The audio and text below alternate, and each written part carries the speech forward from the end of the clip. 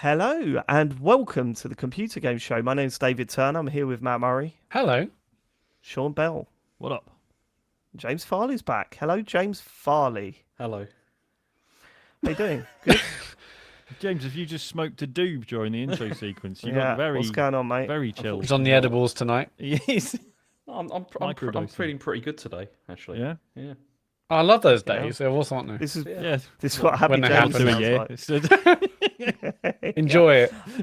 Welcome to the Computer Game Show. We've got lots to talk about this week, but first we will announce our Patreon producers for this month, the Full Nels crew.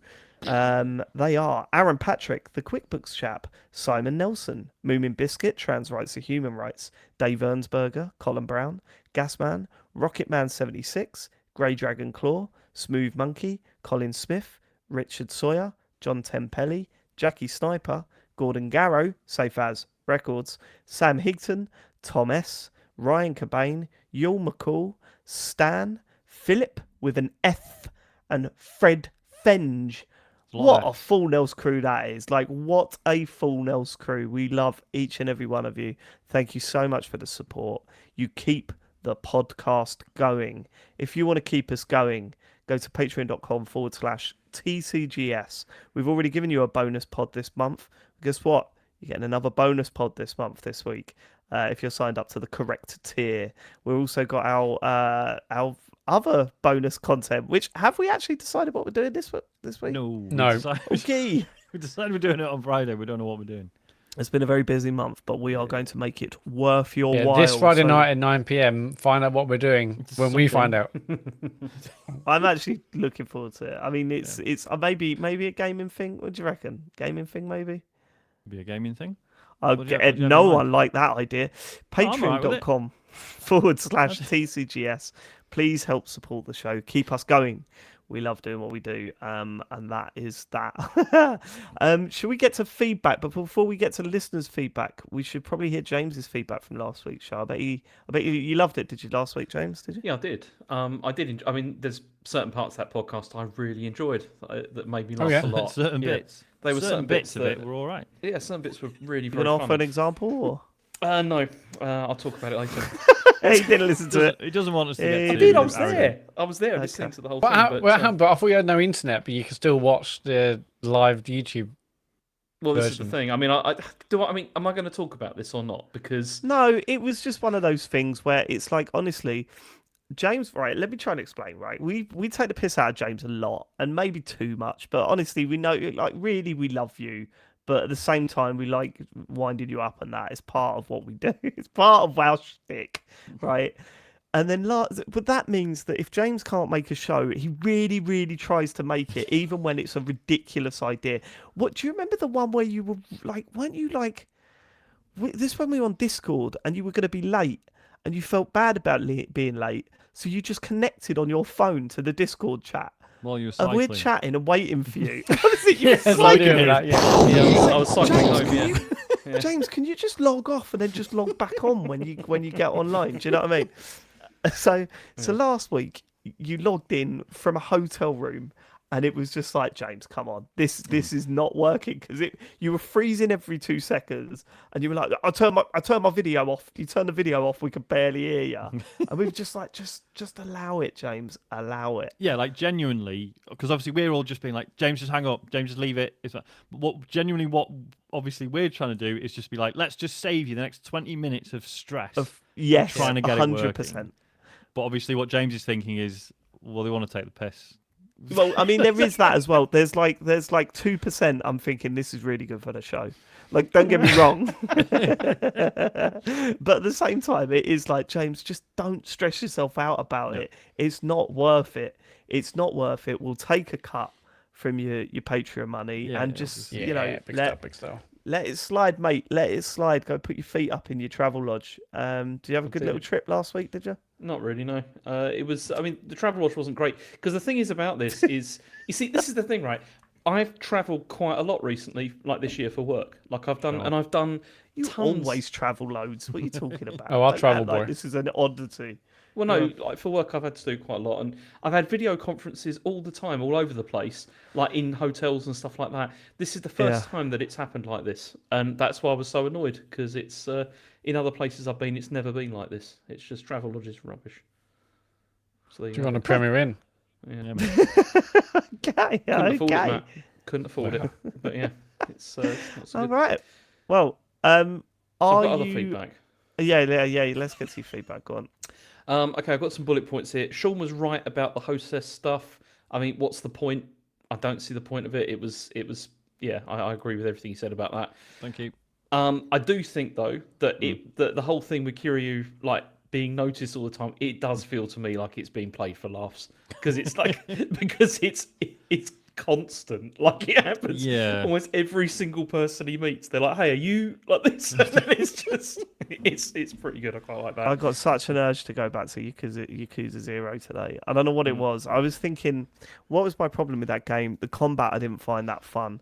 If I just knock the combat down, like Yeah, just put it on easy easy. to just get it through. Is that what Yeah. you do, James? Yeah, I often do that because it's like the combat in those games is not the thing I really care about. What I care about is the story and stuff. So Yeah. I'm not really that Yeah, because I bothered quite about like the characters and stuff, and I was a bit confused about how many fetch quests there were. But then at the same time, I was just like, what was really getting on my nerves was like, oh God, I'm just walking down the road and people coming up to me, just leave me alone. Yeah. But if it's like what I'm thinking about doing with Baldur's Gate 3 is just to put it on its easiest setting because I know that I'm not going to 100%. like that combat. Yeah. So I don't know, maybe one day it's not all lost, James. Throwing you a bone this week, mate. Yeah, you've About been that. really nice. Enjoy It's it. weird. Enjoy the bone. I feel really uncomfortable and a bit. Yeah, it's a bit odd. Okay, this will annoy you. So this will work. So See, he doesn't like it. To all the people that say, "Can you be nicer to James?" It's really bad how you treat James. It's This really is what bad. happens. This is what happens. This is really the bad. it just feels wrong. It's Go on. so the other week you were talking about like which game shows each of us could do, right? Oh yeah. Yeah. This is going to really annoy you. I know it's going to Go on. really annoy you. Here we go. So I wouldn't mind doing the chase, but can you explain to me what it is and how it works? Well, that won't annoy me. That's It's just the a chase quiz. is- Yeah, it's just a quiz, basically. just a And quiz, the way yeah. it works Just is a that you quiz. go up against a. This is what I don't The chaser. I saw a tweet talking about this like recently. It really made me laugh. This is what I don't get. So in the chase, the idea is that they've got an expert, like an actual trivia expert, and you're fighting against them. And they're like regular characters. So there's like 4 of them, and they're in rotation, right? And the idea is that the chase you get a bit of a head start in answering questions, but the chaser can catch you up by answering faster and answering questions that you get wrong and stuff like that, right? That's the basic idea of the chase. But when it comes to the celebrity one that they do for charity, it's like there's actually a member of staff there playing that game going, yes, I cut out they're not getting the 10 grand for charity because I caught them. Do you know what I'm saying? Some children in I was need. it's a little bit mean-spirited, isn't it? Yeah. So would you do the chase? Are you good at general knowledge? Sometimes depends what it is. Brilliant. Like, I hate that. It's like when when we play games with my dad, and he goes, "Well, can you ask me some questions that I know the answer to?" Well, no, that's not the point, is it? Like, you're not supposed to. If I was to do that, what's the point? Depends what it is. General knowledge, James. It's just Nah, I Never don't mind. because it's all things like who won the World Cup in like 1937 and things like that, isn't it? It would, there wasn't one. Yeah. But then does it ever? What's I mean, the one? because I don't know how. Because obviously you all like football, but there's those football fans who just appear to be completely normal people and then have this insane like encyclopedic knowledge Yeah. of football stuff. Well, and I think most football fans are like that to some extent. Joe does her nutting sometimes, where I'm sitting down, we're having dinner or whatever, and my brother's there, and my brother will go, "Oh, do you remember Norwich away in 2004?" And I went, "Oh yeah, when Paul Moody scored that header in the 87th to win us the game." And she'll go, "I asked you to get some bread on the way home yesterday, and in the 5 minutes that I called you in the car and you got home, you'd forgotten." And I go, "Yeah. So why are you retaining all this useless It's information?" like, do you remember that tackle in the 63rd minute? Damn straight. 15 years ago. I remember that tackle, boy.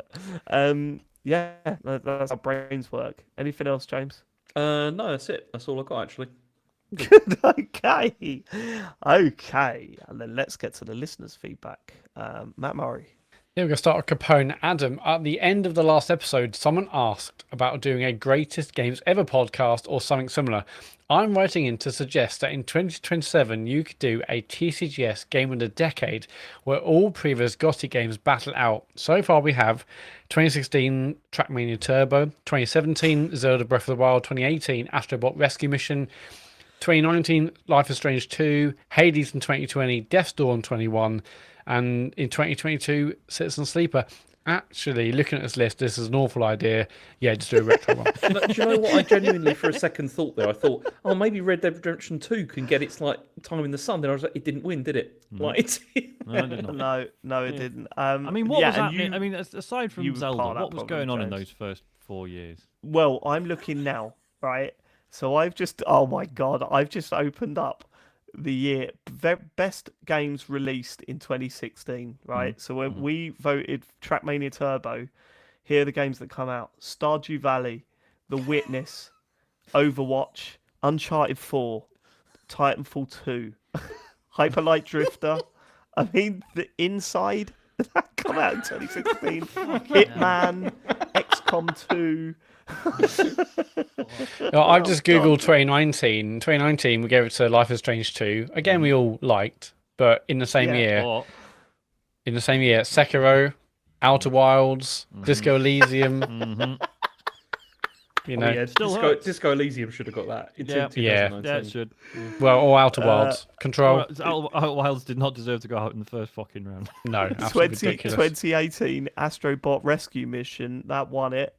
That was up against Red Dead Redemption 2, Forza Horizon 4, Celeste, Marvel's Spider-Man, God of War, Fucking hell. Hitman 2, Grease, Destiny 2, Forsaken, Tetris Effect. Is our system not good? Is that why people every year keep God, asking us, feeling here's it's maybe a not minor good. change you could make, guys? I Hey, don't know. I think listen. 2020, 2021, and 2022 were all solid. Yeah, I feel like we finally Oh, yeah. hit a rhythm. Oh yeah, of good 2020, stuff. 21, and 2022 are all solid, and so was 2017. To be fair, Yeah, Zelda yeah. Breath of the Wild. Yeah, I Yeah, mean, that's forget one of about the it. best games of all time. Well, Yeah, it was that yeah, versus yeah. Mario, wasn't it? I mean, that was a crazy. Yeah, because we thought that'd be quite a dull one. So I was going to be these two. So what is the point? But it worked out in the end. Okay, well, this So, yeah, we year I won't think it's do going to be that. quite spicy. We're only we've got 3 more regular shows, and then we got the draft. And looking at the games that have come out, mate, it's going to be a spicy one this year because I don't know which way it's going to go. I don't know who's passionate about what, and I think there's so many games to choose from that this is going to be really tough this year. So Funny, Yeah, it's gonna be a good one, I think. thought, because like the last few years, I've been able to go into the Game of the Year stuff like relatively chill because it's like, well, there's loads of stuff I'd be happy for it to win, and I thought this year was going to be the same because it's been a really strong year. But actually, as we're getting towards the end of the year, it's like, no, I'm not going to tell you what, but there's one game I really think should get it, and I'm going to be upset if it doesn't.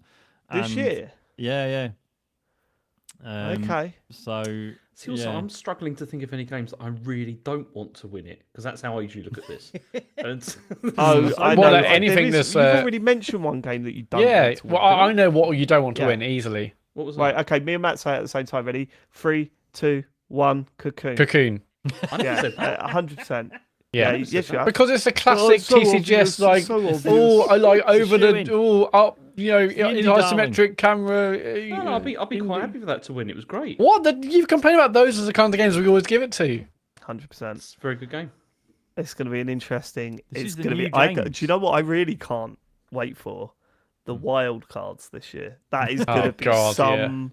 So, I mean, the games that are going to get chucked out there. It's going to be exciting. I'm already kind of bracing myself for a lot of abuse. I've got, there's some games which a lot of people have been like raving over. And I'm just, I don't know what I do you feel know about what? I just said, they don't talk about this, they don't talk about that. We're not IGN. We do this in our spare time. Chill out.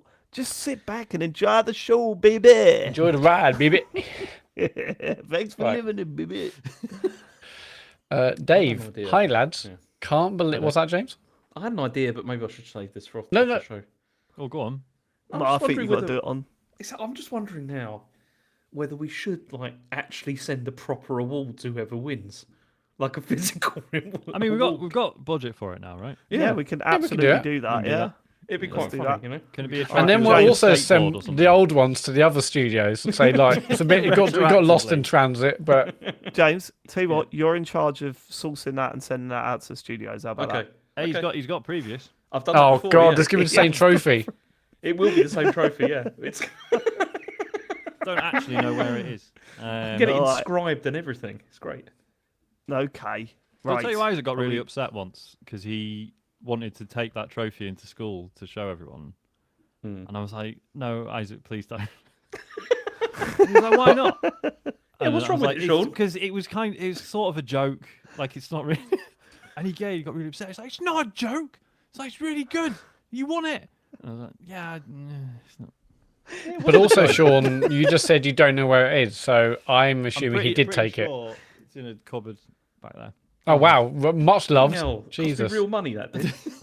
Well, when I win the 2024 one, I'm gonna Is have anyone that going to on. explain what this is? Because I don't think we've actually Sorry, explained it. we're It's- talking in code, aren't we? So when we did Le Tournoi last year, which I was won. a tournament where all four of us had to pick a game and we all competed against each other. Yeah. Yeah. Was that Sean last won, year or this didn't he? year? It was last year. It was Last very well year, organised yeah. though. Fucking hell. Yeah, was very well Where's James this said shit he was gone? going to do it again this year, but then forgot. Yeah. Wow. And, It's every 2 years. You know, it's or maybe I'll do Yeah. every 4 years. It's like the World Cup. Yeah. You ain't think going to so- be here in 3 years' time. Oh, I mean on the took some, podcast. Sorry, that sounded really bad. Sorry, James. I mean on the on the show. I I didn't took mean. some classy photos of the trophy. I don't think we ever actually used them though. Yeah. Yeah. Matt was so bitter about you winning. He No, didn't no, that. post Post no it. one's yourself, interested in mate. that. No one's interested. Honestly, Post a little trophy yourself. How about that? It is maybe bad. not. The competitiveness between the four of us is quite pathetic. I mean, what's going on in coffee golf at the moment is quite something. Like Matt Ugh. is, for starters, when you turned around, Matt, last week and said, you know, maybe I'm just spending too much time watching what routes you've taken and comparing scores. I while definitely I'm do playing." that. I went, Though. Yeah, I know you do that. Like you didn't have to tell us. We knew That- you'd that do that. just- right? That's half the fun. I know.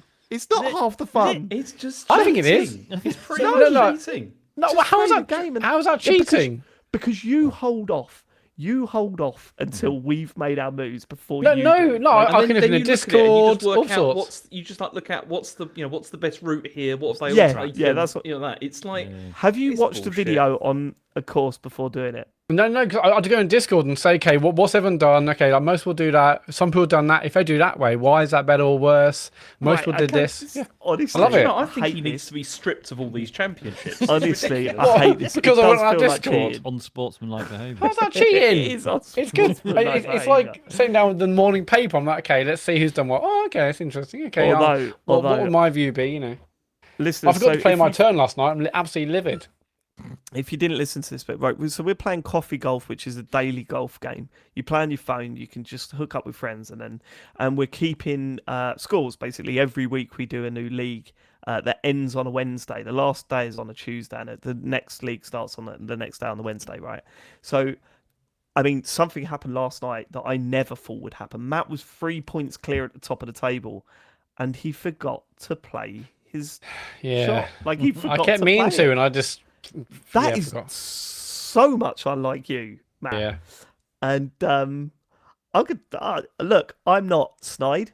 I will tell you that I text Sean last night and said, "You forgot to do your coffee golf. Quickly, please do it quickly so we can catch Matt up." Unbelievable. So, because otherwise you would have got a point for not playing, right? And I was like, I'm not happy with that. So Sean snuck it in before midnight. Yeah. How'd you feel, Matt? I just expect it now. I expect it. When you worked out that you didn't do it, what was how It was at upset half were one in you? the morning because I was playing Alan Wake, and I was like, "Fuck!" But there you go. What can you Well, do? you Did said- you, you did you said then this is- wonder whether you could like turn your clock back on your phone or something like that, or try and No, figure out because some way of doing I it? think I thought I was ahead anyway, so you know, give everyone else a chance. You sent us a text, didn't you, at half one? There you go. Half one in the morning. Fuck! I totally forgot coffee golf. My 44-day streak is over. That's all it said. Oh dear. But anyway, so Unbelievable. I brought this up because tomorrow Matt and Sean are on the exactly the same point. So whoever wins tomorrow basically takes. Sean But can take you his can first also win. So it's championship. like the first time No, three I of us have a can't. I'm chance. 2 Sean- points behind. There's no chance. There's no chance. Sean, can I advise you Yeah. not to do it until Matt's done it? I'll just. I mean, say I'm it. thinking Right. I'm not going to do it right Can I- to the end of the day. Can I advise you, Sean? James, it doesn't matter Don't when you take do a- it. You're not going to have a chance of getting Sean, in the Sean, lead, so. Not if I Sean, don't play can I like advise you? you? Don't take advice from the guy that's finished bottom every single week. Yeah, but it's That would be ridiculous. my It's advice. true. I have finished bottom, but I'm not that far behind. It's usually like 1 or 2 strokes. Or whatever. I It's don't know. not that Yeah, bad. that means a lot in golf. You come in, when the post. Sorry, this is very boring for the people that are into coffee golf. But when the scores start coming into our group chat, it's like 9 strokes, 10 strokes, 15 strokes, or whatever. 26. It's like, oh, James, Yeah. That's only happened a couple of times. There was I a got couple of caught times under a it's happened. tree. Sorry, I got wet. I went in the water. Right, sorry. Let's get back to the feedback. I'm so sorry, everyone. Yes. We're Dave, hi lads. self-indulgent, that, wasn't it?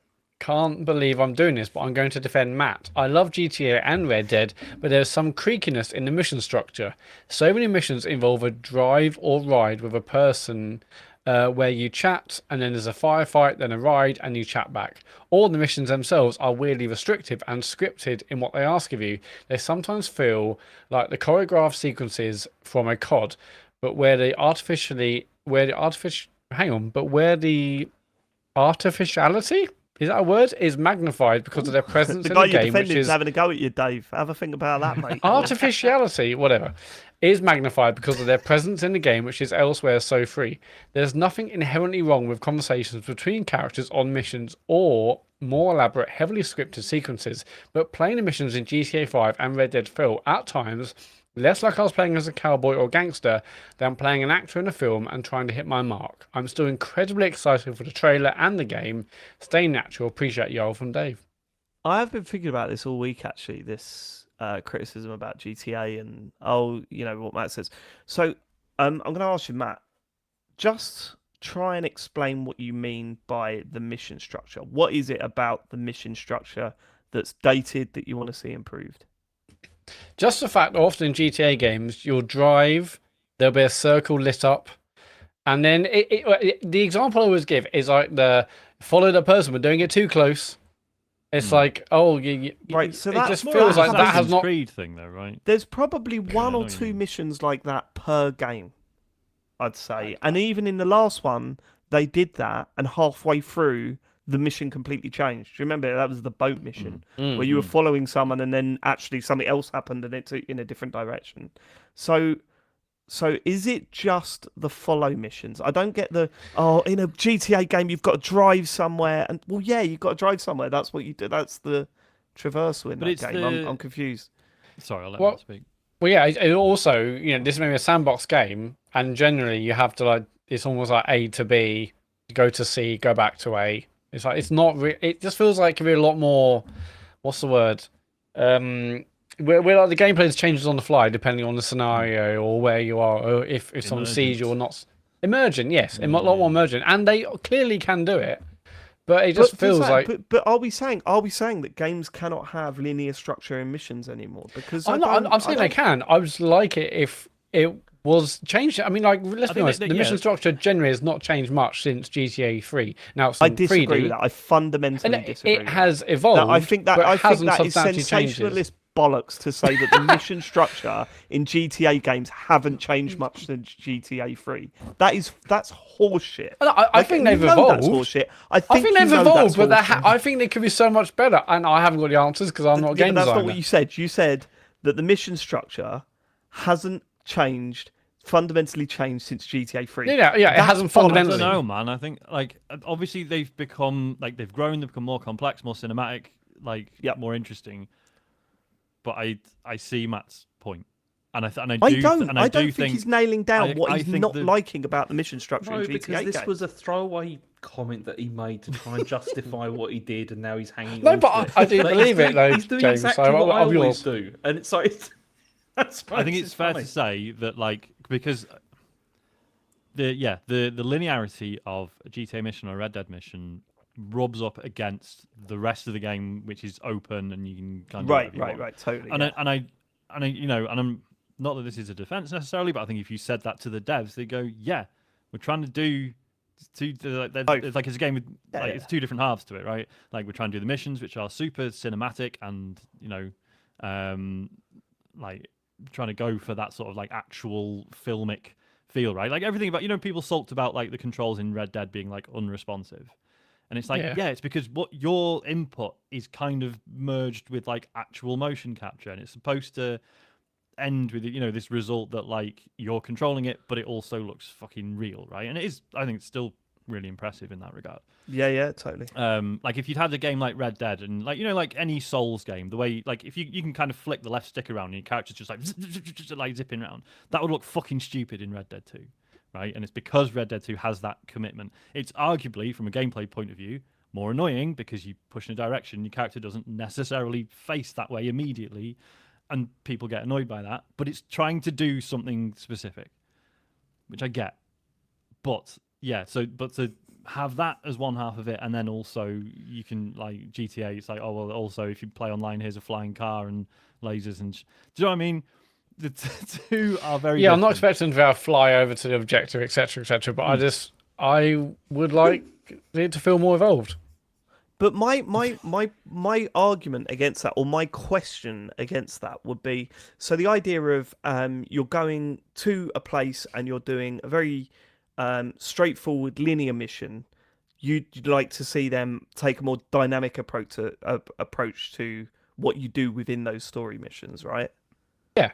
I don't but just isn't want to. That every open world game, but you only ever mention it when it comes to Rockstar games. So I don't.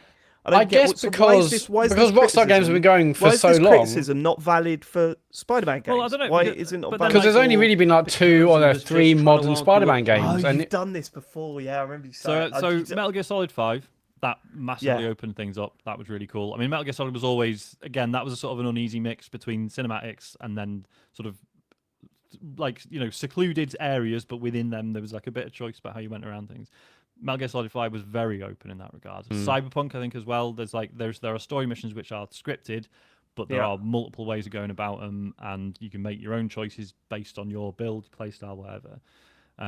Whereas GTA, so if you're doing a heist in GTA, it's like, here are your list of tasks which you have to do by standing in specific spots. Yeah, don't go too far at the right times, and don't accidentally go down the wrong street, because we'll just say nope, you're going back, because we've scripted it to work in this exact way. I think what it achieves through doing that is worth it, but I do understand what Matt's saying. I find it strange that he's very vehemently against it in GTA games, but Spider-Man third game, and it's the same thing. I don't see it as a problem. I think I don't see a problem with Spider-Man. I do sort of agree that actually it'd be nicer to open up the missions a little bit more, not have them hey, get into this area, now you can't leave, right? I agree with that. But I don't think it's a major criticism. I don't sit there and think, like, if there's a mission where I'm following someone and then something happens or whatever in the next GTA, I'm not going to go, oh, for Christ's sake! You know what I mean? Like, it doesn't really bother me. You know what I mean? I'm going to do that, and then what's going to happen is like the protagonist will have to squeeze through to a bloody gap in the cliff. That's another one. That's another one that we've argued about. He doesn't really care about this. This is just an argument from 2018. I do care, James. Trying to throw you off. That's all it is. I do care. He doesn't believe any really of this badly. Oh, Jesus Christ, James. Okay. All right. Well, then, should we probably move? We should move on, shouldn't we? Yeah, that's it for feedback. Go to tcgs.co/dear TCGS to leave your feedback. Okay. Let's get some news. James Farley. Okay. The PlayStation Portal has sold out 2 days after launch. And, I mean, I had a look. There are listings on eBay at the moment for up to £500. Yeah, but they're not selling for that, are they? There's an average of like 250 quid, basically, that they're on there for. And right. The UK store currently says you can check back on the 22nd of November, which will be on the day this comes out. So, have a look if you're after one. I'd love to know how many sold, though. Do you know what I mean? Exactly, yeah. We don't Are we know. talking millions here, or how many did they produce? We sold all 20 of them, guys. I mean, I pre-ordered one a good 2 or 3 weeks after the pre-orders went live, so you would imagine that it sold pretty well. And they opened it up beyond just the Sony store. They were sending them in Smiths, and all sorts. So they were available. Mhm. Yeah, no, it'd be interesting to see how well But I this is mean, actually like, sold. even if it hadn't sold out, I wouldn't be like, shit, no one wants it. Like, I think it was all already like probably a relatively niche thing, and that's Well, fine. this is Like, doesn't mean they Yeah. shouldn't do it. Mhm. Like I know, but this is this is Some a people are sort very of angry about this device. So I it's like, am totally understanding of that, James. Like Mhm. Why? we'll talk about the portal later. Obviously, we've got a lot to say about this, but I think there is going to be a lot of people returning these devices Yeah, Really? probably. and Yeah, going. based on their own home networking, I Yeah. guess. right, Yeah, yeah. I mean, I would love to know how many people bought this thinking this was like a Switch. no, You know, no. See, because I don't think that that's the case. I think they've been very open about what it does. Mhm. Right. I think they've been very open in advertise about what this thing does. Mhm. But the average person doesn't know how to, it only 3 years ago I bought a new router instead of use the Virgin Home Hub. Like there's going to be people using very old routers with this thing and going, why the fuck isn't this working? Yeah. Like, It's also because it's absolutely critical. I think that you wire your PS5 to be able to use this. well, If you've you got that, don't, and you've then got it's, people you know, that, hey, you've got a house, and the PS5's downstairs in the front room, and your kid wants to play it, but we're other people are using the TV. We'll get them this. They go up to their bedroom and go, well, it's just not fucking working. Like, what is this? It's You know, weird. There isn't a lot of chat about the fact that, like, yeah, brilliant. Like, every year broadband's getting faster and faster and faster. Like, but we're now well into this territory where, like, your home network might not do it justice at all. yeah, yeah, Like, totally, that's yeah. got to be quite a common Yeah. situation. I mean, and most people, it's as David just mentioned, most people have their kind of default like internet providers router, which are often rubbish. Which I mean, I might be switched might mine be in from like like one corner of the house, and they're just yeah, like, I well, I'm switched not Yeah, my, yeah. sure my it goes Virgin on. from like that to like a mesh network, and it's like massively improved the speeds. But most people say you get the Virgin or BT or whatever it is, Sky router, and expect that to do the business, and it often doesn't or isn't as good as it could be. and again, And this has been like mass marketed, right? This has been on the telly. It's been on, I've seen it on a lot of places. It's been on telly. It's been on the telly. on telly. And I just kind of think that actually there's going to be a lot of people. I don't know how they get around this. I think it's a very niche device, but some people it's a very niche device that has mainstream appeal. There's a lot of people that would go, fuck, this is a really good idea. The kids can use this. And actually, unless you know what you're doing, you're going to play it and go, this is pathetic. Like, this doesn't work. See, Do you know what I mean? also think this will make a lot more sense. I think once they when they open this up to the cloud side of things, If they as do well. that, yeah, that would make Because a then big difference. it makes so much more sense if it can do that. But And I'm hoping that home wireless networks will improve dramatically in the next 5 years or whatever. And I think this machine could benefit from that a lot. Has this got Wi-Fi 6? Do you know? I don't know. I think my router's got Wi-Fi 6, but I don't know if this thing has. But we'll come also- on to. Sorry. Go on, Just on the sorry, no, streaming go on. thing, I mean, like, some people are having issues now with their home networking, streaming their PlayStation to the portal. But if you also then add the other layer of streaming games, I mean, like, you're streaming games on your PlayStation, but you're No, streaming that's from the not- cloud, right? No, that's not what you would be doing. You'd be streaming from the cloud.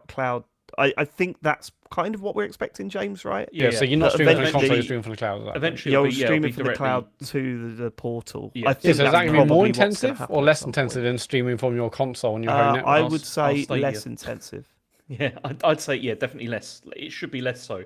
If the infrastructure is good, then it should be better. I would imagine coming from the cloud than it would be from Yeah, your you'd PS5. imagine so. If Yeah, you're yeah, outside of your house, it should be definitely should be better. for sure. But, We'll see. We'll see though. Okay. Okay, next story is that there was a Nintendo Indie World last week as well, where we had a bunch of games. So we got Outer Wilds is coming to the Switch on the 7th of December, and we've Finally. also got the. But did you see the footage? Isn't it It like looks dreadful, 480p or doesn't it? something? It's a I mean, It looks it- really, really bad. Like, yeah. don't get me wrong, Switch is old hardware. Outer Wilds is a surprisingly advanced game because there's this whole sort of clockwork little solar system, like going through this loop over and over again, and it's surprisingly system intensive. But Yeah, it's the resolution on it looks bad. Yeah, It does look bad. I mean, it's an incredible game, so I'll be interested in what is. the actual performance is like. And if you haven't played it and it's your only way to play it, then play it because it's yeah, stunning. 100%. Yeah, But yeah. I'll be interested in what it's actually like when it comes out. But glad because this got announced ages ago, so good Well, to yeah, finally 'cause I see it coming assume- in December. Yeah, I assume the issue has been, oh my god, how do we get it to run on Getting it Switch? to And run, yeah. Sadly, the answer is 480p, baby. Yeah, and this includes the DLC as well, which is It awesome. does. Yeah, yeah, Includes yeah. Echoes of the Eye, which I've started but still never finished. But Well, apparently it's scary. So but there is a setting in thing to turn scary stuff off or do Oh, is something it? with it. Yeah, Oh, I shit. remember hearing about that. well, I better pre-order it then. Okay. We also had Shantae Advance with Risky Revolution, which is like this is a game which never came out that was supposed to be a sequel to the Game Boy Color game, and it didn't happen. But that's now coming in 2024.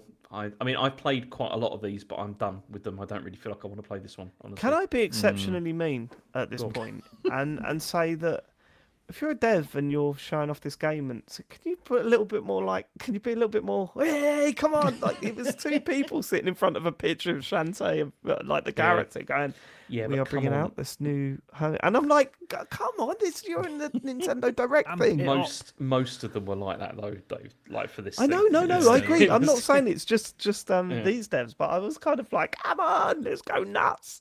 Get some razzmatazz in there, James. Come on, we know how Yeah. much you like the whooping. Yeah, he you hates get, the like- whooping. Is this get worse? Oh, yeah, Would you that's rather it, he hates whooping, the James, or would you have two droll people potentially like talking There's- monotone I about the think game? there's a middle ground there, Matt. It doesn't have to be either or. You know, you don't have to have Jeff Keighley. You know, it could be something else. That's like with Jeff Oh. Keighley. James is full of like vigor Vim. today. He's full of spunk today, isn't he, yeah. James? Okay, He's that's full the of word spunk. I was trying to not to use, but yeah, go on, James. I like this feisty James Farley. Next game, Core Keeper. Spunky James. Yeah, What? next. I don't want to talk about Mining sandbox game. On Your Tail. This is a narrative life sim. Right, Uh, I yeah. don't know whether I like this or not. I watched the trailer and I went, "This has the potential." It's so it looks go like either a way. detective game where you play as sexy animals. James, do you want to say your story Say what? because it's amazing? I mean, yeah, we were watching this, and then I said, "What do you think of this?" Like to Asher, because Asher was watching it as well, and he was like, "It's a game for furries," and I was like, "What?" Right, how old's Asher? Sorry. He's 10. Right. And- Okay, it's And I was like, "What?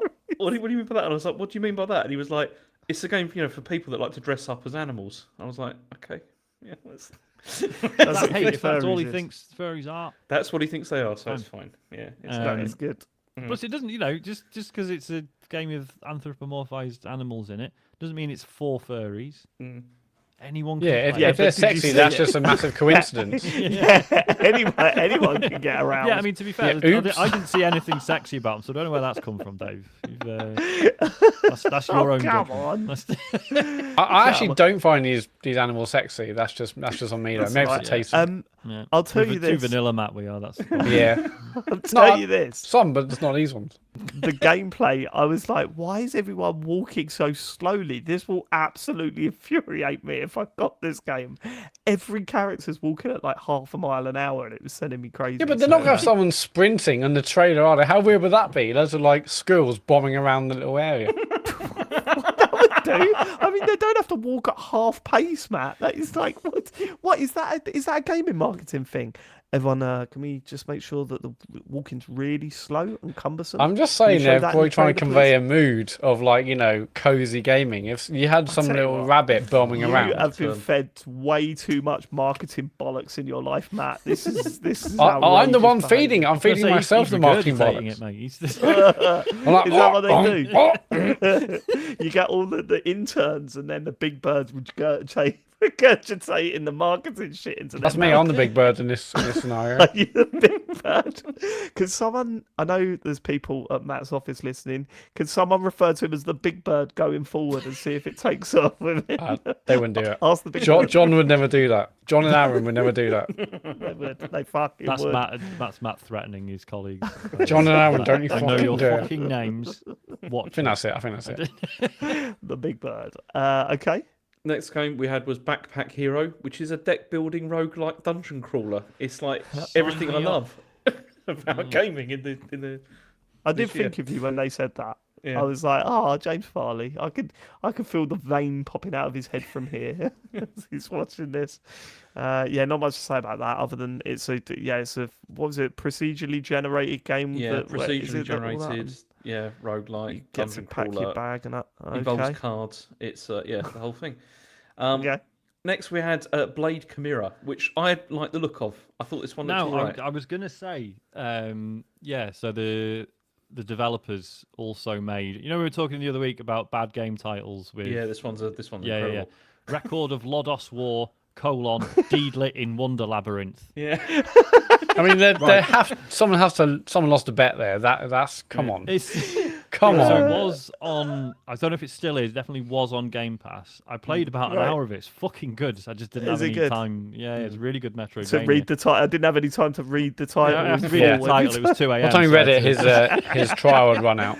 I mean, it's looked okay, but I can't be the only one Come that on. thought the sword looked quite phallic. Well, yeah, I mean, there's all of that. But He's then after wobbling about Sex- all oh, over it's the sexy place. animals, dick swords. He's obsessed. I mean, That's wrong with you this week, Dave. after all the deck It's all building, the feedback we've had this week, Sean. It's turned my mind. Go on. after all the deck building and roguelikes and stuff like that, I saw this. I was like, I'm well up for this. This looks great. Okay. Like compared with All everything right. else. But yeah. Good. Then we had a Highland Song, which is a AKA narrative the 2.5D. Scottish game. Yeah. I mean, this is the other one that I thought looked really interesting. 'cause No, it's I'm really Inkle as excited well. about this. This is the new Inkle Yeah. game, and they are very good. So I'm Who are excited about Inkle? this. They made 80 Days. Mhm. Okay, yeah, you and- like that one, didn't you? Yeah, I did really like that one. But yeah, they're known for sort of just really fucking good like That wasn't an attack. driven games. Please don't take that as an attack. Sorry, I pulled a face on the stream. No one heard that. Okay. Yeah, no, I'm really excited by the soundtrack. It sounded beautiful as well. Very excited. All right. Next game was Howl. I'll Which is move on. Okay. Next game was Moonstone Island, another deck building Yeah, life yeah, sim. We can probably 100 procedurally generated islands. No. There was, Okay. I'm sure there What was was a everyone's couple of favourite? games that I really liked the look of. What were they? So this Go on. so this next one, I said to James like, have a look at this because I think Yeah. it's right up James's street. But This is Death Trick Double Blind, yeah, which was Yeah, this yeah. is like a detective visual novel, 2 characters trying to solve an investigation. Oh, Yeah, 'cause but it looked honestly, it looked a there bit was Phoenix part. Wright. It looked a bit. Yeah, that's the problem though. There Yeah. was part of it where I was kind of like they showed the it was like a detective game, looked like based around a murder in a circus, and I was like, this is literally one act of That the one, yeah, a bit Phoenix of Wright Phoenix game. Wright. yeah, it's Why the is big this top, happening? big top, yeah, that mission, yeah, it's Yeah. Okay. good one. Next was the star named Eos, which was Eos, I don't know. This is a first-person storytelling puzzle I adventure don't game. remember this at all. So No. No, okay, So we'll move on. yeah, okay. Then there was some other. Then they did like a whole sizzle reel stuff of. I like, there thought was- the sizzle reel was better than most of the games But they it's showed. isn't it I- mostly do you know stuff what? that's already out though on other things? I will say. I've Yeah, watched I it. will say. Possibly. Oh, go on. But like I was when I was watching this direct, I was kind of like, oh, all of this looks like really kind of similar. There's a lot of pixel art here. Everything kind of looks quite similar. And then I went to the sizzle reel and I was like, oh, all these games look completely different. Why are we not seeing more of these? Well, yeah. So I'm really excited about. I think it's been out on PC for a bit, but Passepartout 2, Yeah. The Lost Ark. Yeah, I was going to ask about that. So you didn't stream Yeah. that. You streamed the first one. This came out on Steam in April this year. But Yeah, and I've not, it'd be not great checked on it the out, and it Switch. seems much because the first game was very much like you just paint some pictures and then put them up for sale, and then people buy them for seemingly random amounts of money, and it was good fun. Like it was a really fun stream. It's still like it was one of the earliest streams I did. I think. Yeah, for I remember TCGS, that, and yeah. Yeah, it was very funny. It was really good fun. Doing Winnies and that. So yeah, I should probably check this out. apart from the picture of me Heavenly- dead on my skateboard. Yes. Heavenly Bodies. Is that Yes. out on I was PC? gonna say yes, it is, and I think you'll have a very good time with that. Harry was like, we're getting that. Yeah. Like he mate. saw it, he was like, this looks brilliant. And I could not disagree. I didn't know this was already out, so we're going to have to play this at some point. Yeah, Yeah, man, for I sure. think you'll get a lot out of that. Playing that, Good. like, because again, it's one of those like, yeah, it's on PC, but I'm not going to play it with someone else sat in front of the PC, am I? So Switch would be ideal. Okay, and then the other game that sort of looked like it might have something is the Gecko Gods, which was like a 3D gecko Yeah. sort of game, which is not like a gecko game where like It's not Gex. the character looks Oh, it's I not thought it was Gex. a spiritual What sequel is- to Gex. But you're actually playing like a realistic looking gecko. I mean, it looked okay. It might have potential. Hopefully, that's early shots of what that game looks like, and it improves because it had some neat ideas in the short amount of footage that it showed. Very cel shaded. Looks pretty cool. Is the Braid Anniversary Edition, is that a new thing, or have we heard of this before? I mean, We knew that was coming. That was We definitely. did. Oh, right. Yeah. Also, the the fact that it's got, I'm sure it's something like 8 hours of commentary from Jonathan Blow. Oh, can you imagine? thing anything is- worse? Sorry. Nobody likes. Well, nobody likes Jonathan Blow. Even I don't defend him anymore. Like he's awful. So I don't think anyone Jesus wants 8 hours. Oh, have a look at his Twitter feed. Oh, is it bad now? Yeah. No, I don't think anyone wants 8 hours of commentary from him anymore. See, I to was be right honest. all along. You had it sussed. It's fine. I was duped. So yeah, I don't know. I think regardless of what you think of the creator, I do think Braid is important in terms of like, I don't know what it signified at the time. This, Putting this indie whole... games on the map, like Exactly, in, indie games in a way. Yeah, it was coming one to of those. consoles in like a really big way, and like it is a really interesting puzzle game. God, that yeah. was so exciting. Go back to when Was. you first played Braid on the 360. God, do you know that whole era with that Summer of Arcade and all that Yeah, kind of man. stuff? They had a whole so bunch of really good. good stuff. Yeah, and you were so excited about what indie developers were doing, and it's unfair really to talk about that in the past because there's been some incredible indie games. Even this year, there's been some incredible indie games. So, Well, I think we I should mean, define indie games, really, shouldn't we? yeah, I know what you're saying, not. but like when you when you look at the list of games that have made our Game of the Year winners, the past three have been technically Hades, Death's Door, and Citizen Sleeper. Like that's pretty mad, right? And So Cocoon. yeah. See, I James think already this will called be it the that. year, and this isn't. I don't know. I think this will be the year to change that. I think this has been a really good year for bigger budget stuff, and that's coming from me. That's So- true. Yeah, that is true. I don't know. We'll see. But So yeah, the some whole good like stuff. defining indie thing, Indie versus independent, yeah. like, because have you seen like all the chat around Dave the Diver, which you should all play by the Yeah. way. It's out on Switch now. Because that's by who is it? It's like a small team, but within it's one of the massive like Chinese publishers. Yeah. I think. Yeah. So there's been this whole thing of like, oh, why is everyone treating it like an indie game? Which is correct, but also there's been a lot of money around indie, like certain indie games for a while now, and I don't know if it's like, I don't know. Dave the Diver seems like an odd one to suddenly start pushing back against it, but I don't know. Maybe I'm. Yeah, I guess wrong. it's like this one looks like an indie game, smells like an indie game, but then also there's like billions behind it with like the parent company. So it's like, is it indie or is it independent? It's not but then, indie but per technically, se. But hardly any games have been independent. For Yeah, you know, exactly, yeah. I thought we weren't going to get into this argument. well, it starts I happening mean, now. it's just, it's yeah. I don't know. It's a weird one. I don't know.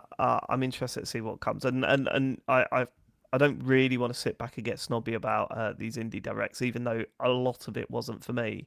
It only takes 2 or 3 gems to come out, and you're like, holy shit, okay, Yeah, right.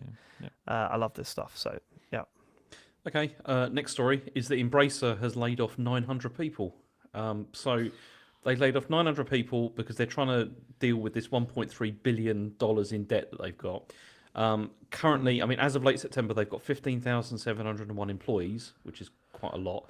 And they were, because what was happening was they were expecting that they were going to sign a deal with the Saudi Arabia government through this Savvy Games Group that was going to be for $2 billion, and that was going to kind of fix things. But then that fell through, and now they're having to cut costs quite a lot. So they're also expecting this is going to continue. There's going to be more, reductions in headcount through what they're calling an ongoing restructuring, closures, or buyouts. Do you want to hear what the CEO's got to say? Yes. I'm sure it's going to make me feel loads better. So yeah. Yeah, I mean, this was from Polygon. They said here, there are difficult decisions, and we do not take them lightly. But then Polygon then said shortly before, pointing out that Embracer is focused on maximising shareholder value. He then continued, for me personally, it's crucial that the program is carried out with compassion, respect, and integrity. A bit late for that. Whilst also maintaining shareholder value. He didn't add that, I did, but Okay. yeah, it's, yeah. Oh, it's just absolutely dire, isn't it? And then this isn't the only story about layoffs this week. Obviously, there's been tons of others. Yeah. So yeah. And I mean, we Embracer kind of just- saw this coming with like they were buying companies and IPs left, right, and center. And yes, they may have been doing that with the hope that they would get a $2 billion injection, but that didn't happen, and now good people have lost good jobs. Yeah, I mean, no, the it sad sucks. thing is, I was listening to Games Industry Biz and they were talking about this, and it's like, it's the sad thing about it is that you've got some of these people that were like bought up. They were kind of fine, it seems, before they got bought up, and then now it's all being taken to pieces. Well, that is so often the case, you know, because often good companies get bought and then they go into other companies, and then that's when kind of, you know, reductions in headcount and efficiencies and whatnot happen. So, yeah, shame. Really grim. Okay. Next story is that workers have also accused Sega of threatening mass layoffs over unionising. So what this is there's a new unfair labour practice has been filed by the Communication Workers of America, and they've accused Sega of forcing employees into a meeting where they were told that their jobs would be offshored to Japan and Europe rather than bargaining over layoffs, like directly with the union. So this was on November the 6th. Sega delivered this proposal to like phase out all temporary workers by February 2024, and many of these are in quality assurance and localization. And the Allied Employees Guild, Improving Sega, were obviously had a number of problems with this, and the union, which this union was formed earlier this year, and it represents over 200 employees across marketing, sales, and product development and other departments. And so the layoffs would impact like 40% of the group, or about 80 unionized employees. So this was pretty horrible. And I mean, Elise Williker, who's a senior QA tester at Sega, she said, it's disheartening to see such actions from Sega, as it is unmistakably demonstrates bad faith bargaining and a refusal to recognise the valuable contributions of a significant portion of our colleagues. We have filed an unfair labour practice charge to call out Sega's direct dealing with members and its breaching of the status quo by telling bargaining unit members that our jobs would be ending shortly. So yeah, it's that's also pretty and again, I mean, we've seen this before, but the targeting of QA staff, I don't get it. Yeah. Like and you know, this is anyone else who in that building who actually works on video games will be like, no, you can't get rid of QA. That's fucking insane. Maybe for it's some just one of those reason- things that's easy. Maybe it's one of those positions that are easier to train up or use outsourcing for. I imagine that's probably correct, but it's still just such a vital part of development, and Gosh, it yeah, always it's a massive seems to part be of the under game's fire. development, Like yeah. it's just so weird. Yeah, yeah. I've got a feeling there's probably these outsourcing farms that do this stuff for way cheaper than having an in-house QA team. It's it's awful, really, isn't it? And then, I mean, in further news, Amazon is reducing its game division by 180 people, and this is where they've laid off the entirety of their Twitch channel, Crown channel. That's completely gone, and so Amazon Games VP Christoph Hartmann said, "We've listened to our customers, and we know delivering free games every month is what they want most. So we are refining our prime benefit to increase our focus there. With these changes in our business approach come changes to our resourcing, resulting in the elimination of just over 180 roles." So yeah, that's also awful. Yeah. Yep. Yeah. I mean, Amazon Games has been such a strange one, hasn't it? Yes. It was so weird. I was looking on what was it? My Fire Stick the other day. And then I accidentally pressed the wrong button, and I was in the game section. I was like, "What's all this? What is it talking about playing games?" And then I remembered that Amazon have a games division, and I was Well, like, they also they had Luna, didn't they? Which I presume is still running, which is like their cloud "Yeah, gaming. it said Luna thing. on the thing." Probably Is that somewhere. Is that in the UK now? Yeah, So it has launched in the UK, yeah. Okay. I just when The it's fact like, that we don't know that. Has anyone? I mean, has anyone used it? I mean, we haven't, obviously. Please write in if you have. I'm curious. Yeah, Might be yeah. good. Let me know if you no genuinely if you're Yeah. using Luna and thinking this is great and no one's talking about it. Let us know. in the feedback form or whatever. Sorry, Is it Sean. better than Stadia? Just let us know. It's just like, you know, it's like, oh shit, Amazon are getting into games. This is going to completely rewrite the fucking map. Here we go. And it's just, nothing's really happened. Well, they had some big like MMO hits. I'm not even sure the name of the game, but I'm sure one like massively banged. But then like those things feels like huge out the gate, and who knows where if they can sustain that. But didn't they long have term. one of those that Matt they Murray, launched and host then of the it collapsed? computer game show, doesn't know the name of that game that banged. Like it's not exactly. It's not a No. good sign, is it? It's The not a fact good that sign. No. so Clint Hocking, who was at Ubisoft, you know, he did Far Cry 2 and a bunch of other stuff, but then he left and went to Amazon Games, and he was there for like 5 years and didn't release anything. And was like, right, I'm going to go back to Ubisoft then. Like Right. it's just weird, absolutely bizarre. And then, like, you know, and like Amazon getting into games and having shitloads of money does not mean that overnight they can create a culture and a creative direction and all the rest of it. I know it's more complicated than that, but also it's just weird how little they seem to have achieved. I don't know. It's just like Google. It's the same sort of thing. It's like these huge Apple tech companies as well. Yeah, they all move into this space Yeah. and think, oh, this will be easy, and then it doesn't Not. really work out. They don't seem to Exactly. realise Even that. if they don't think it's easy, it's not going. It doesn't. They can't make a dent quick enough for them to continue with the same amount of oomph. And that's They the have problem. to back out. Because that's the thing that Microsoft really clearly understood was the fact that this takes a very long time to actually Yeah, you've start got to making build a up dent that in audience, it, yeah. and they Yeah. have done that. Last story. The Last of Us Part 2 is getting a PS5 remake in January. So this is Does coming the anyone 19th look of at this January. story and not think it's ridiculous? Like, does anyone like? I look. I mean, at I this know and why just they're think this doing is- it. It just feels a bit soon. Yeah. I mean, it's I got like some to- things. It's it's got. Go on, let's see what they're doing first. So this is and what then they're we'll doing. discuss. So it's getting 2 graphic modes, obviously, that are going to improve fidelity and all that kind of stuff. Good and shit. Right. Improve loading times, haptic feedback, and more accessibility options. There is also a behind-the-scenes commentary track for the story campaign with Neil Druckmann and narrative lead and all those people. There's a speedrun mode is coming, and also another mode that's called it's a roguelike survival mode called No Return, and with like randomized characters and stuff. And there's also That one sounds quite good. this is the bit Does do that that. I thought David would be most interested in. There's also a guitar free play mode, which expands on the playable guitar part from the original game, so you can like play guitar and stuff. If I ever was to leave you. That's exactly what I was hoping for. So you get to do more of that. But then also they're doing like a £10 upgrade for owners of the PS4 version of the game. So if you got Yeah, that, you I can mean, just I upgrade it. guess that's not. I guess it's fine. If they were just completely re-releasing this game, Well, I was this gonna seems say- like more of a Spider-Man remaster than it does a full-on remaster, Yeah, like it say sounds for like that, example yeah. they did with The Last of Us. Yeah, part one. like, Last of Us was a remake. This is a remaster. But no, the fact that they did a $10 upgrade is great because they said they were stopping doing that. But thank God they are doing it for this. So I'll definitely pay tenner to maybe play it. I mean, I've only played it once. I think it's absolutely stunning. And I do want to play again. I'm not sure if I quite got it in me right now to play it, but for £10, I'll definitely pay that to see what the roguelike mode is and to see what it's like on PS5. I'm very glad they're doing that. I I mean, think- it's obvious why they're doing it. It's because they've obviously got a massive audience on the TV show, and they confirmed, I think, that shooting of the new series for that series 2 it starts in January 24. So, Well, plus they binned off the multiplayer stuff, right?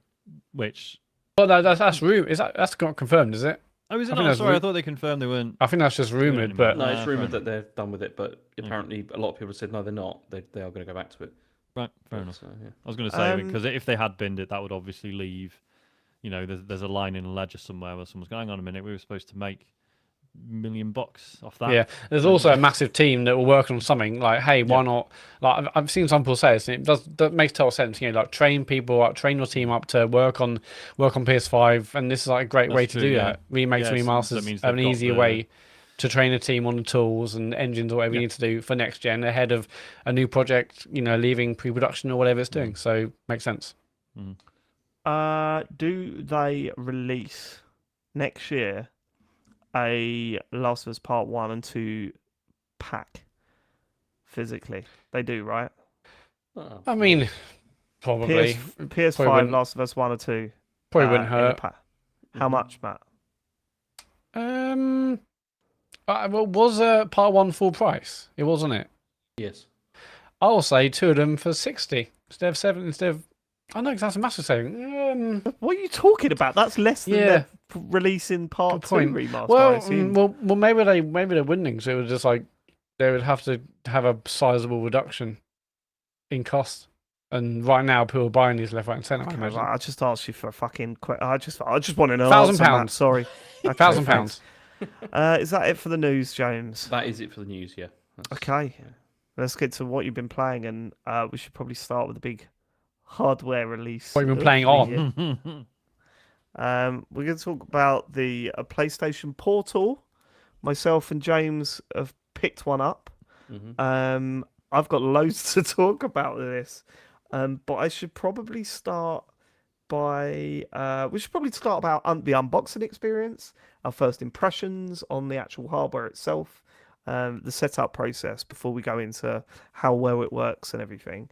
And I think so. On the Monday, this came out on the Wednesday. On the Monday afternoon, most reviews had started going up, video reviews and people talking about it on Twitter and stuff.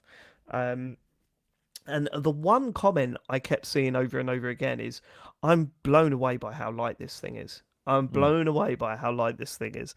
And then that was my first impression. When I got it out of the box, I was like, this ain't fucking light. Why are they saying this is light?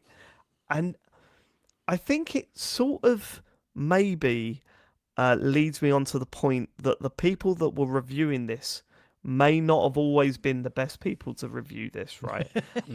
Because I think they were saying it was light because they've been using the Steam Deck a lot. Do you know what I mean? That's so exactly for someone what I that think happened. Yeah. hasn't been using the Steam Deck to pick this up, you're going, this is heavier than a Switch OLED, Really? right? It's heavier than a Switch OLED, 100%. And I'm going, holy shit, this is surprising. I was expecting it because I've gone back and played on my PS5 on just a normal pad, and I was expecting it to be a little bit heavier than a pad. It's way heavier than the pad, right? So it is heavy if you're not used to these new level of PC based handhelds, which is no surprise because it hasn't got the guts like those pieces of hardware have. That's what I thought it'd be light as hell if it's just screen and pad. No, it's not. I wouldn't say it's light as hell. Would you, James? No, absolutely not. And But that's what I would have assumed it would be if it's just Right. pad and screen. it's definitely. I mean, it's heavier than a Switch OLED, isn't it? I would say. Like it's. I mean, it's I just certainly- said Well, that. Yeah, yeah. It must be an echo. minutes ago. Yeah.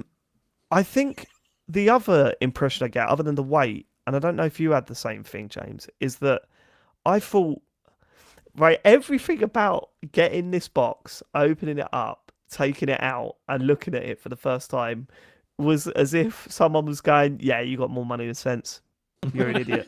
You know, like how products like if you buy Soundpiece, there you get the box and you open the box and the little plastic tray comes out, or you know, or the And you're like, equivalent. I mate, don't know. this is theatre. This Right, is incredible. It's like it's all scratchy and nasty, and you're poking no, the thing no, out of the thing. You and can they've tell got it's those like little really cheap. yeah, you got those little You said, you know cable what? ties That's that because you the undo. money's gone into the actual hardware, yeah? Right. Yeah. But you're right. That's exactly the point I'm making, Sean. Right? Yeah. Because when you buy an Apple product, you're going, how much have they spent on this packaging?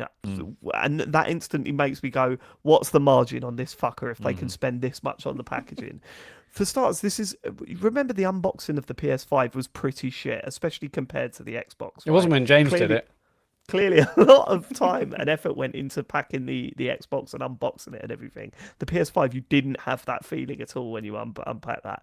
This, it was like there were tabs, there was that slidey sound, there was a lift up of a nice love little that. box and everything. Love that experience. It was all like beautifully done, right? And I'm thinking, oh, this is like a middle finger. Like, fuck you. This thing doesn't actually do that much. So we're going to overly... You know, we're going to make this feel way more premium. You've thought about this to this depth, honestly, about Oh, this, mate, 'cause I it's really like- have. It's what I thought of a lot because when I got this thing out of the box and I held it in my hands, I went, holy shit, this feels way more premium than I thought it was going to. See, that was not my impression at all. I Really? I You thought it was cheap or no, I something? didn't think it was cheap, but I just pulled it out and just thought, that is massive.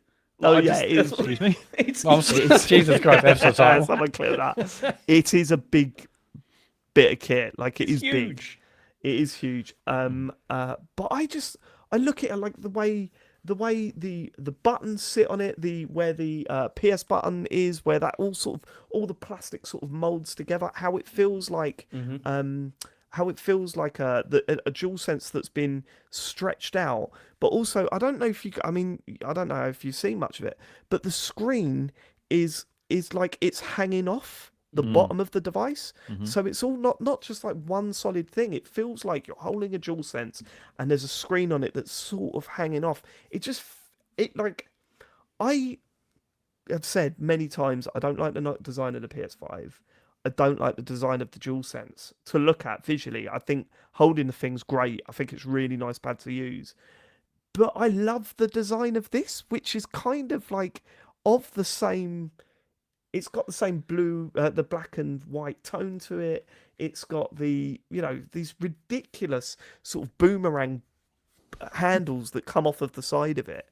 Yet it just feels like a lot of money has gone into it. Like it's the difference between an OLED Switch where you feel like the sort of metal on the back of it and you go, oh, this is tidier. This is tighter. This feels like a tidier, sturdier product than the old Switch, right?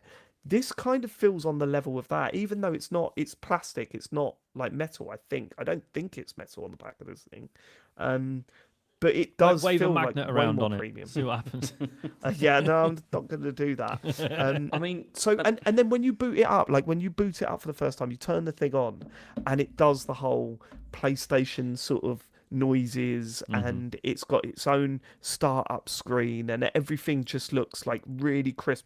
The screen is beautiful. Like instantly, you go, it's an LCD screen. It does not look like an LCD screen. You know, the most incredible thing is the viewing angles. I don't know if you've looked at that, James, but you can literally turn it sideways and still see the screen, which is always a sign of a decent screen. And everything looks brilliant on it. Like it's got this whole idea that the way the OS runs when you turn it on is that there's it's almost like a Doctor Strange portal in the middle of the screen, and you see your PS5 appear behind it, and then you go through that portal into it feels premium as fuck. That was my impression, James. How about yours? exactly the same, especially with the portal kind of thing. Like the thing is, right, is I've tried a lot of remote play solutions over the years, with all these different things, and none of them feel as slick as this. Like it really is like you just switch it on, and then because it starts connecting in the background, and then then you see the PS5 OS through the portal, and it looks really cool. Like when you do that. Also, it's I find it incredibly comfortable to hold as well. Like as you said, it's quite heavy. Compared to what I was expecting it to be, but I still find it very comfortable to hold. Especially then you go and pick up, if I pick up the Switch after that, you're like, oh, okay, maybe I should have got those Hori split pad Pros. Right. Because I do feel it feels comfortable to hold. I think it's the most comfortable handheld console that I've ever had. If it's a console, it's not really a console, but a handheld device that I've ever had. I will say it's not as comfortable as using a DualSense. Like it doesn't feel like a whole. It's slightly smaller, isn't it? Apparently. Yeah, the sticks are slightly smaller. Yeah. Yeah, okay. I don't get that. That's my major problem with the hardware, right? So apparently there's two major differences. One, the curvature of the handles themselves are slightly different. I'm fine, okay. I think that's just to try and move your thumb up a little bit, because maybe the sticks are slightly in a different place where they are. But more importantly, why the fuck have they gone with mini sticks on this thing? It's the same. Why? They're the same size, I think, as the ones on the No, they're not. PSVR2. They're bigger. No, they're bigger than the ones on the PSVR 2. Is what I was reading anyway. Okay. They were saying they're slightly bigger than those, smaller than the thing. But my question stands: why? Why? Yeah, it's not going in your pocket, is it? No, so it's ridiculously it's such a strange. Sorry, if you hear me bashing, I'm holding the thing, but it's ridiculous. It looks ridiculous. It's not built to be taken around. Why would you have this? Okay, the only reason I could think for why it could possibly be like that is because of the placement of the sticks where they are. Yeah, how is this going? If they were hovering over the screen, whether it would take up too much of over the screen, if you see what I mean. No, there's no way. There's no way. There is literally no excuse to have that. I don't see that at all. And if that's the case, I would rather have full size sticks and slightly hover over the screen than have these mini sticks and not. You know, I like. I think the design of this thing is near perfect. Like genuinely, I think it's near perfect. I love the fact that the headphone port and the charging port is hidden away like to the back of the screen, so that you can when you've got your headphones plugged in and when you've got your charger plugged in, if you need to do that, it does not get in the way at all. It's not draping over top. It's not hanging off the bottom. It feels like it's just like sticking in the back halfway up the screen. It really works well. I cannot wrap my head around why they haven't used full. And they've obviously done the work, and I guess for whatever reason it was getting in the way of the experience, I assume. But I would say the opposite is happening, because I'm playing the game and saying, "Oh, I'm playing a first-person shooter on it. I want to feel those big sticks. I don't want to have to sort of adjust the way that I play it. I wanted this to feel like a DualSense, like I'm playing on a DualSense. You know what I mean? I didn't want to feel like I was playing a portable device, because it's not a portable device. You're not taking it on the train. You're not playing it in... I mean, you could play it in a hotel if it had decent enough Wi-Fi, but if you're in James's hotels, then you've got no chance. So, yeah, that's my biggest problem with the hardware. Before we get onto what it's like playing games... I've got another problem with the hardware, though. What's that? I mean, the Bluetooth thing, I do. I was about to ask about that. Yeah, it's. I mean, I've looked into, because you can get those, like, what I've seen some people have done is they've got those like Bluetooth transmitters that you can like plug into the into the headphone jack. Which can I tell you something? Go on. You've got the 3D wireless Pulse headset. Yes, and I know exactly what you're going to say. You can do that, like as in you can still. So okay, the 3D wireless Pulse headset at the moment doesn't use like PlayStation Link, right? So it connects via USB which on the back of the thing. thing. New proprietary technology. But you can still use that while you're playing. Like if you're in the same room or whatever, you could still because it connects to your PS5. Right. Yes, because it connects to the PS5, and then you can still use that. It's possible to do that. There's no lag between what you're hearing connected to the PS5 there versus... will be very minimal lag. I mean, when you look at it, it's quite funny actually, because when you look at the videos of them showing the lag between the TV and the pool themselves, even in ideal settings, there's like a microsecond, and people are pausing that and saying, "Look at the difference," and you go, "Mate, your reactions ain't that quick." Your reactions are not that quick. That microsecond is not changing your gaming experience. Don't lie. Like if Don't lie. If you're playing Street Fighter, maybe, but then who was ever going to do that on this device? Who's playing Street Fighter on this thing? No, I have, but yeah. I don't know, man. I think I think yes, there will be a tiny amount of lag between the audio and what you're seeing on screen, but nothing that's really gonna confuse you unless you're playing a rhythm action game or anything like that, you know. So have you not been doing that then, James? No, because I mean the thing is, I've mostly been playing this not in the same room. Like I've been playing it elsewhere, like in the bedroom or whatever. Okay, so let's get to because you had a major criticism that I have not seen anywhere, which I think is really important to bring up. Because again, this goes back to when I go and read the reviews and look at the video reviews of this device, I go, oh, of course none of you picked this up, because this didn't even cross your mind when you were putting this together. And James told me day one, there's a problem with this, and I hope they fucking sort it. And I'm confident they will, James, but do you want to go into it? Yeah, I hope they will, because the biggest problem I've got with it is that one of the reasons I bought this was for the family to be able to use the PS5 like at different times, because particularly like Rachel plays a lot of The Sims and stuff like that, and this would have been, and she doesn't really want to play it like sitting in the front room with everyone watching her. You know, she just wants some some privacy or whatever to play it, which is fine. And she's tried like other remote play things, like on iPads and stuff like that. So I thought, great, this is absolutely perfect for that. Like this should be really good. And then I found that at the moment, it only supports one account at a time. So you can't log into, like if you've got multiple accounts on the PS5, you can't log into those. You can only log into one of them. Now, I'm hoping that this is something they fix, because this, to me, feels like a massive oversight. Because if you've got lots of family members... sure you'll look at that. That's ridiculous. if you've got loads of family members that want to play this, then it's a bit rubbish that only one person, can. I mean, she's still playing it. Like she's played it like over the weekend. She's played it more than I have, I think. But she's had to use my account, and but which is not really quite. So the you same. actually log into your account on the portal. You don't, Yes. or is it through the app? Yes. Yeah, you log in on the portal, and then Right. and then you can sign out, but then the whole thing is a massive faff because you'd have to sign out, then sign in the other person, and then you'd have to then sign out and all that kind of stuff. Yeah, It like seems it's not an because easy thing to sign in and out Yeah, of this that's, thing. And I think that's because what they need to you would make better. I think there shouldn't technically be any requirement for the portal to sign in independently of No, it who just counts on the console. looks at the would it? PlayStation and press the home there button. is, 'cause And the way the way Remote play that always works works that way. is it always works that way Right. because you're essentially remoting into your home console, right? So Yeah, but why you- should the portal be even aware of which account is being used? If all it's doing is connecting to the PS5 and getting a video feed. It's not though, because it's logging into your account on the PS5, and it has to match the one that's on the remote play device. Right, okay. So yeah, that's and the way it works. I mean that's always been the same with remoting in. I think Yeah, but like other think- devices, like the Xbox doesn't give a shit. Steam doesn't give no, a shit. you just connect and then log in within the thing. Yeah, no, you're Yeah. absolutely right. I think it's just the way that Sony have done it, and it's probably the wrong way. I do hope that this is more of a success that they were hoping, and they look into improving remoting in to your PS5 because there are some improvements that need to be made, and one of them is definitely. I think clearly the reason why they've done this is because they want as little friction to getting into your PS5 as possible. So they don't want you to turn the thing on, then connect, choose a then username. choose which account, and Yeah. then you start.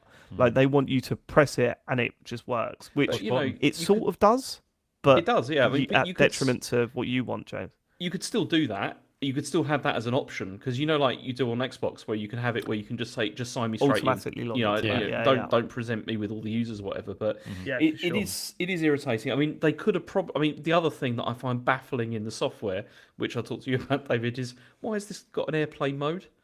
Like, what is? Yeah, that's what- weird, isn't it? Why is the point of it having an airplane mode? I really don't. Yeah, understand. I that don't. seems Yeah, very because if you silly. if you haven't worked it out, if you've got it on airplane mode, then it's not going to be connected. Yeah, to anything. that's it makes no sense. ridiculous. absolutely. Is that implying something else in the Unless- future? But I it was gonna can't say, yeah. because there's no storage. No, I think it's Well, just yeah, 'cause no. it's- If it's cloud gaming, like then again, that would cut off your cloud games. Yeah, I have exactly, no yeah. idea. Yeah, I have no It's idea. because it's running a version of Android, isn't it? And they obviously just didn't take it out or Yeah, I disable guess. it as Yeah, an it's option. a strange thing to look at. I must admit as well. It took me a while before we go into the gaming experience on this thing. It took me a while to work out how best to log in and log out, like how best because I was fully shutting it down, right? And that is a crazy thing to do. And what it is that if you so to turn it on, you hold down the power button. And I was like, it always took like a second or two more longer than you think it should. Like I'm going, fucking hell, like, is this not work? Oh, it's come on. Just as your mind goes, this is taking a bit long. Oh, it's working. It's come on now. And then to turn it off, you hold down that button again and you go to power off, right? It doesn't really explain to you that don't do that. Just tap the button and it goes into sleep mode. Yeah. And then you tap it again, it comes straight back on again. You don't need to wait because when you fully shut it down, booting it up from cold again takes a little while, right? There's like a PS screen and it takes a little while to start booting up and then you get to your portal screen.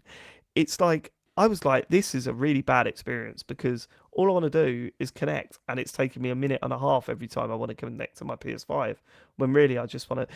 But then when I realised that actually putting it in sleep mode is the way to go, then all you got to do is like you tap it once and I'm in.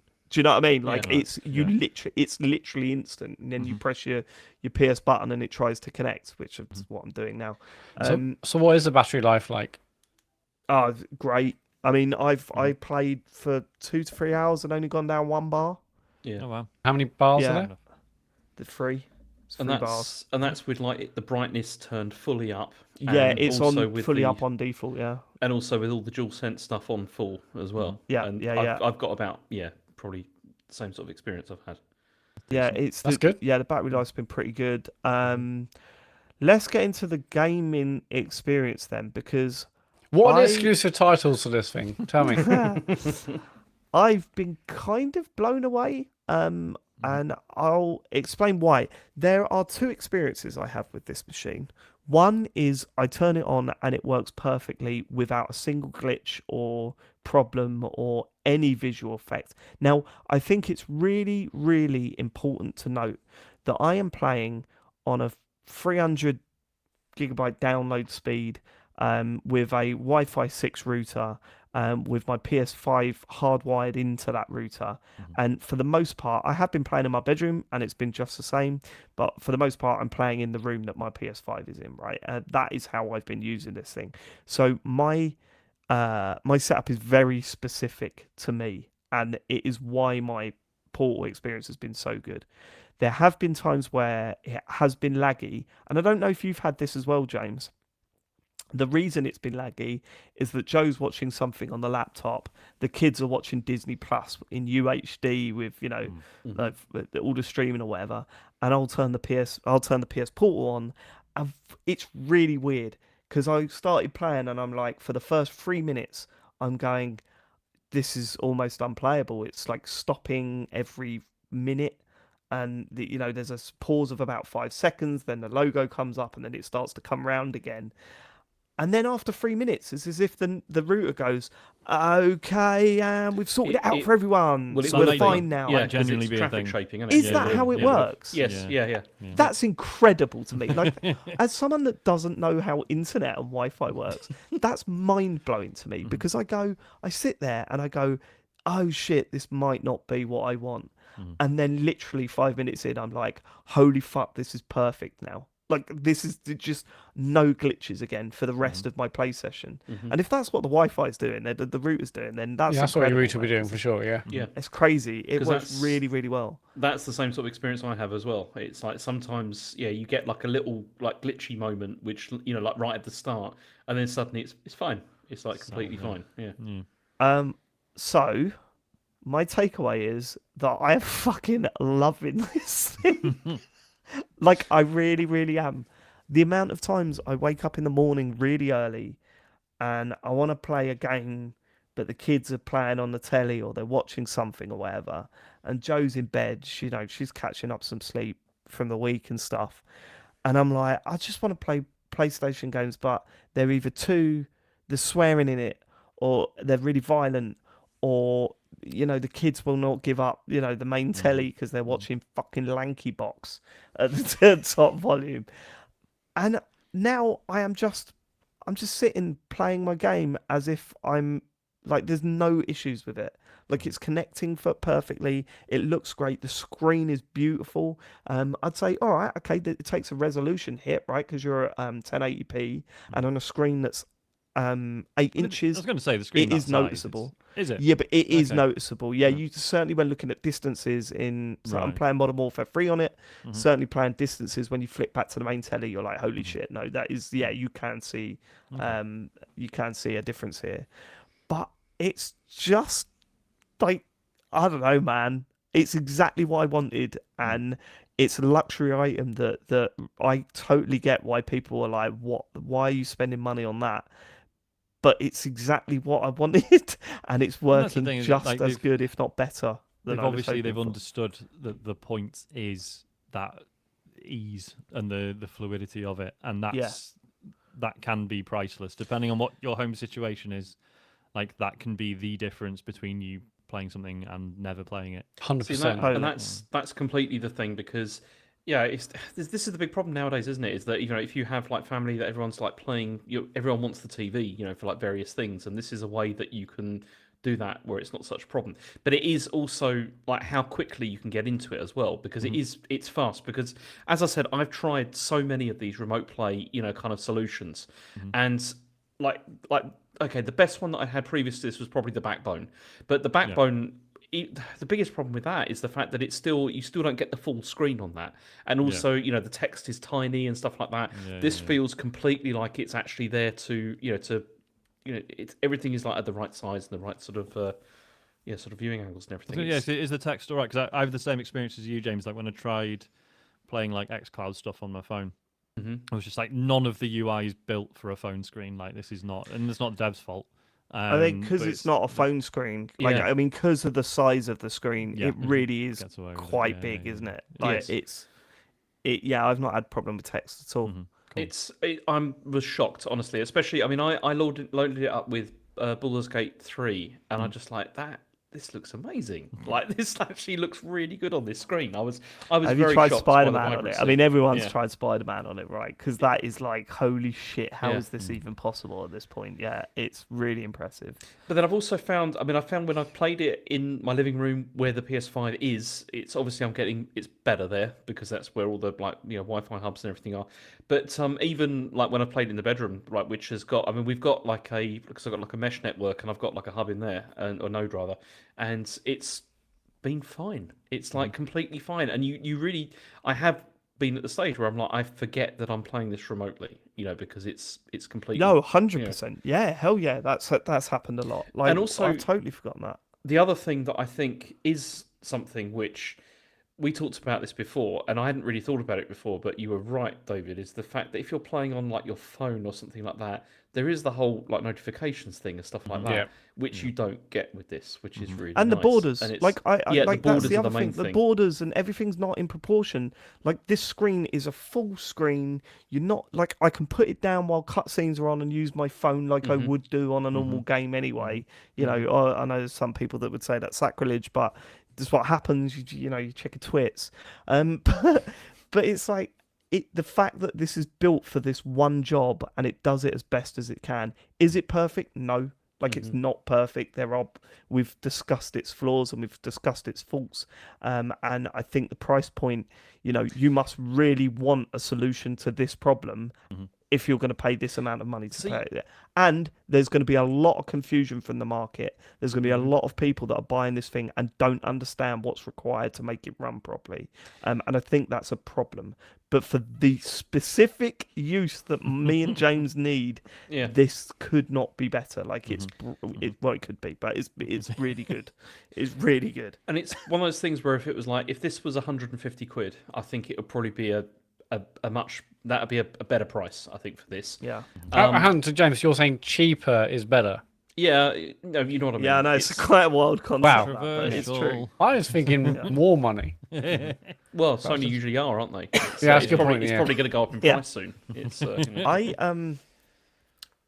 am also fascinated by the reaction to some people have to this device.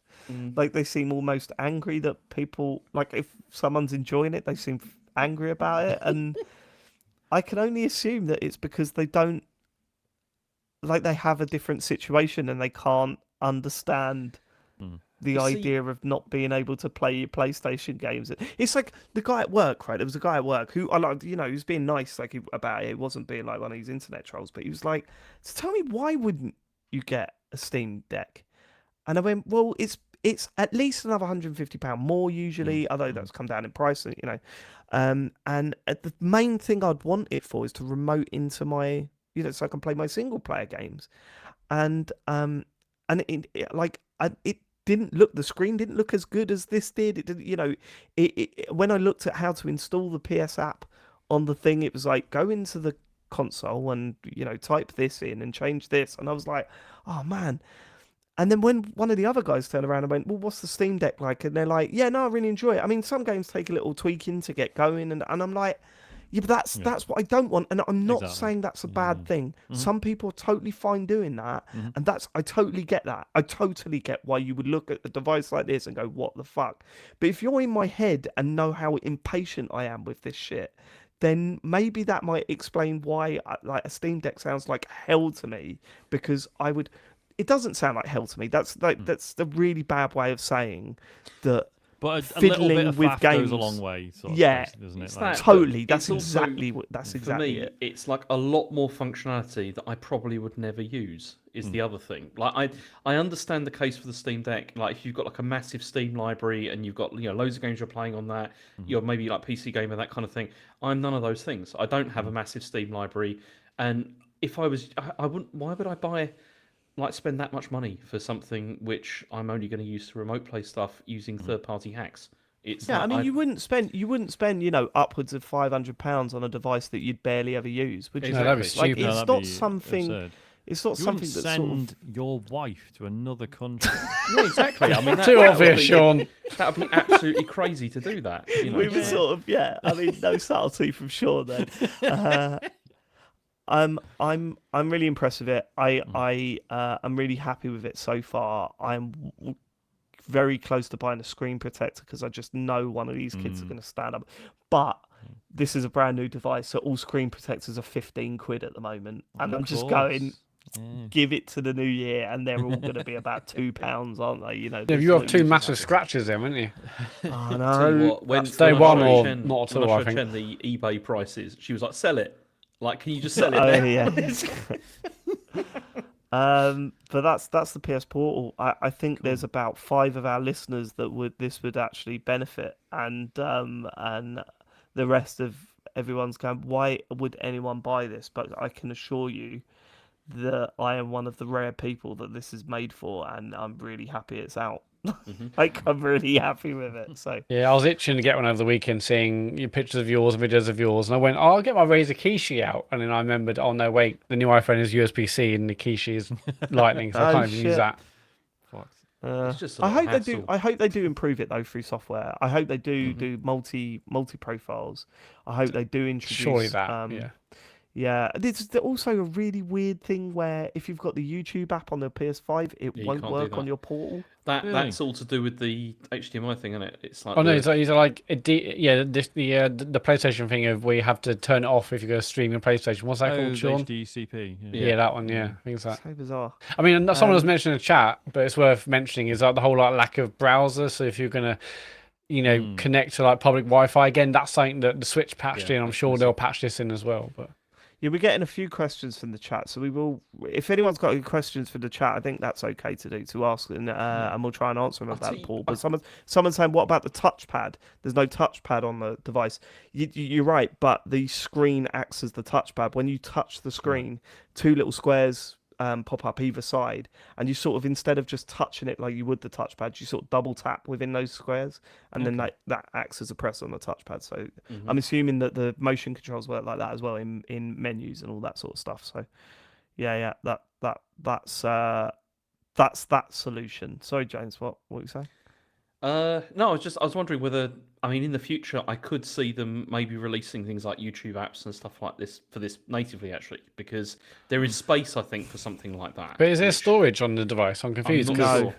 There must be No, some, I don't think right? I watched Well, the tear down, and there's not a lot in it. Like they were saying, if you were thinking that maybe in the future you might be able to download the odd sort of very basic game on it, don't expect any of that because it's not. Okay.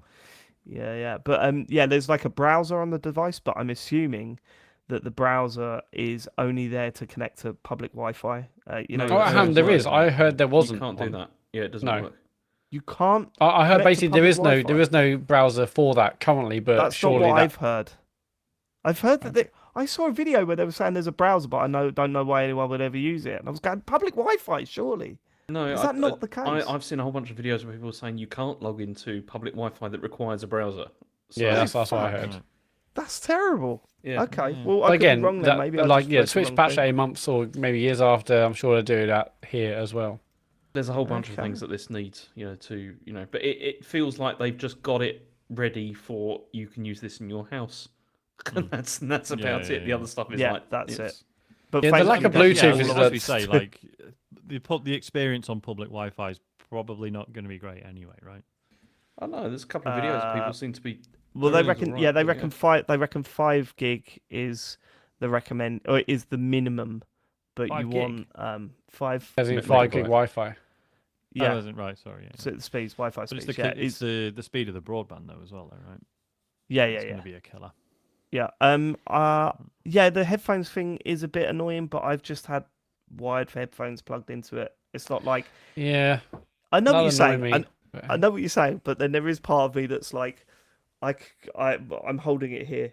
Do you know what I mean? Like, I don't mind the fact that the headphones are like, I don't need wireless technology to go from there to here. Do you know? I get what you're saying, right? It's just And it is easy, and I've bad. already got a pair of wireless headphones, so I have to like buy a pair of wired or. That's you know. what I did. I You're bought a wearing pair of. some. I Yeah, but bought I'm a not pair going of- to I'm not going to disconnect my whole PC setup just to plug them Just into a unplug in your machine. headphones. Yeah, but Huh? what do you use on your PS5 currently, headphone wise? I've got some SteelSeries 7X, whatever it is, wireless headphones. They're wired, aren't they? No, they're wireless. Yeah, all the Arctis ones you can wire them. I mean, I've got like a dongle that goes in the machine, and then the headphones themselves are wireless. Hasn't it They're got not. an Every aux? wireless pair of Arctis headphones I've had, there's you can either do it wireless or wired.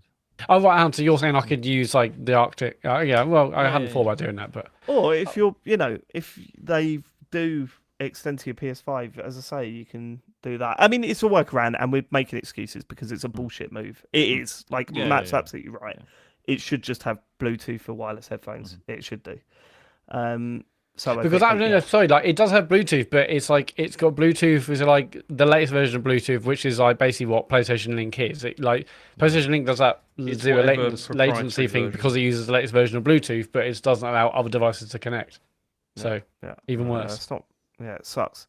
But I still love using it. So I can see myself like I want to play more PS5 games because the game that I am playing on it, moving swiftly on, is Modern Warfare 3, and my word, is that a fucking pile of shit. Is it really? Well, No, seriously, because well, I've heard Must have loads of finished it people already. having a go, Surely it's but- pretty short, isn't it?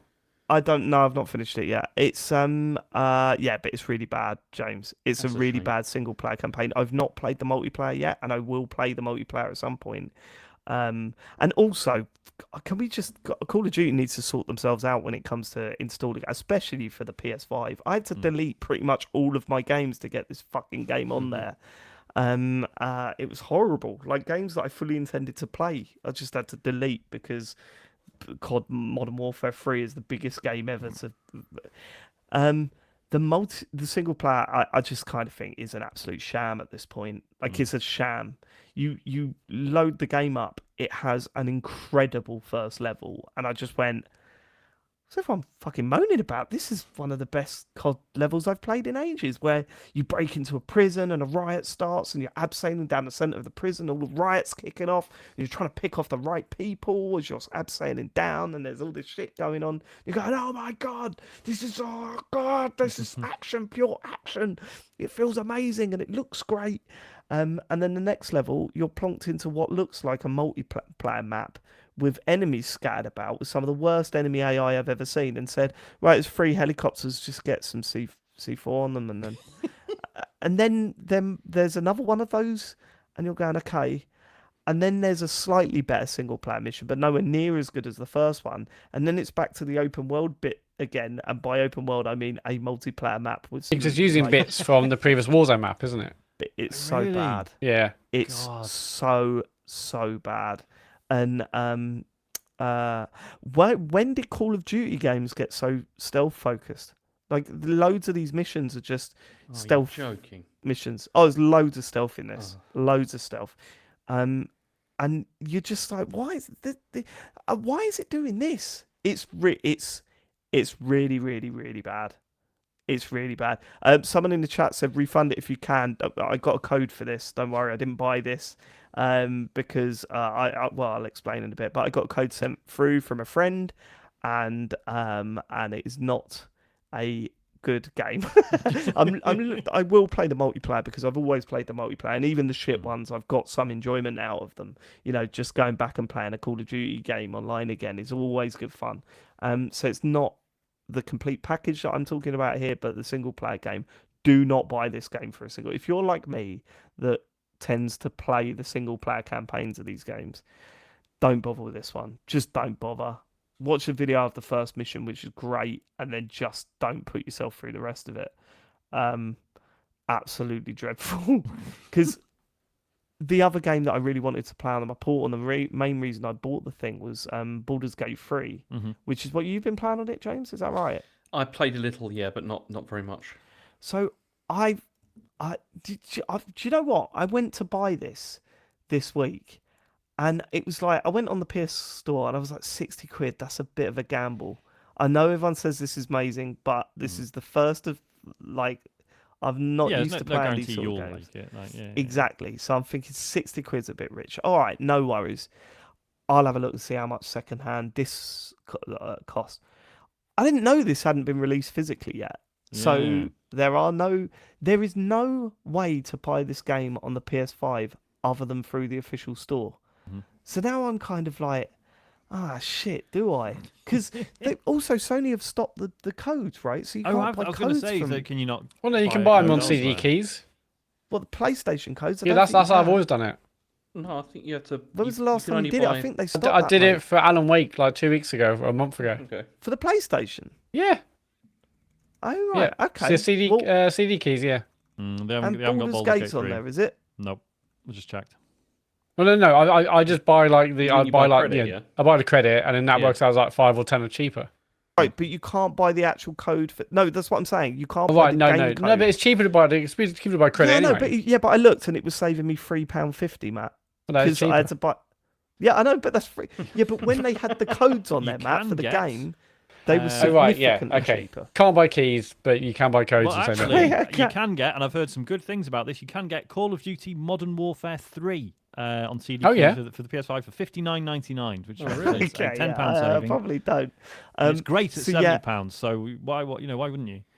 I think I might have to... I think I might have to wait until payday, which is, start of December before I think about You'll getting just Baldur's wait for it to Gate go. 3. Oh, Give yeah, you- it's not give kind you of 6 Game Pass, whole but it's coming to days Xbox, isn't it? In to December. play it before. Yeah, but I want to play it on my Portal. That's the thing. Yeah, Do you know what I mean?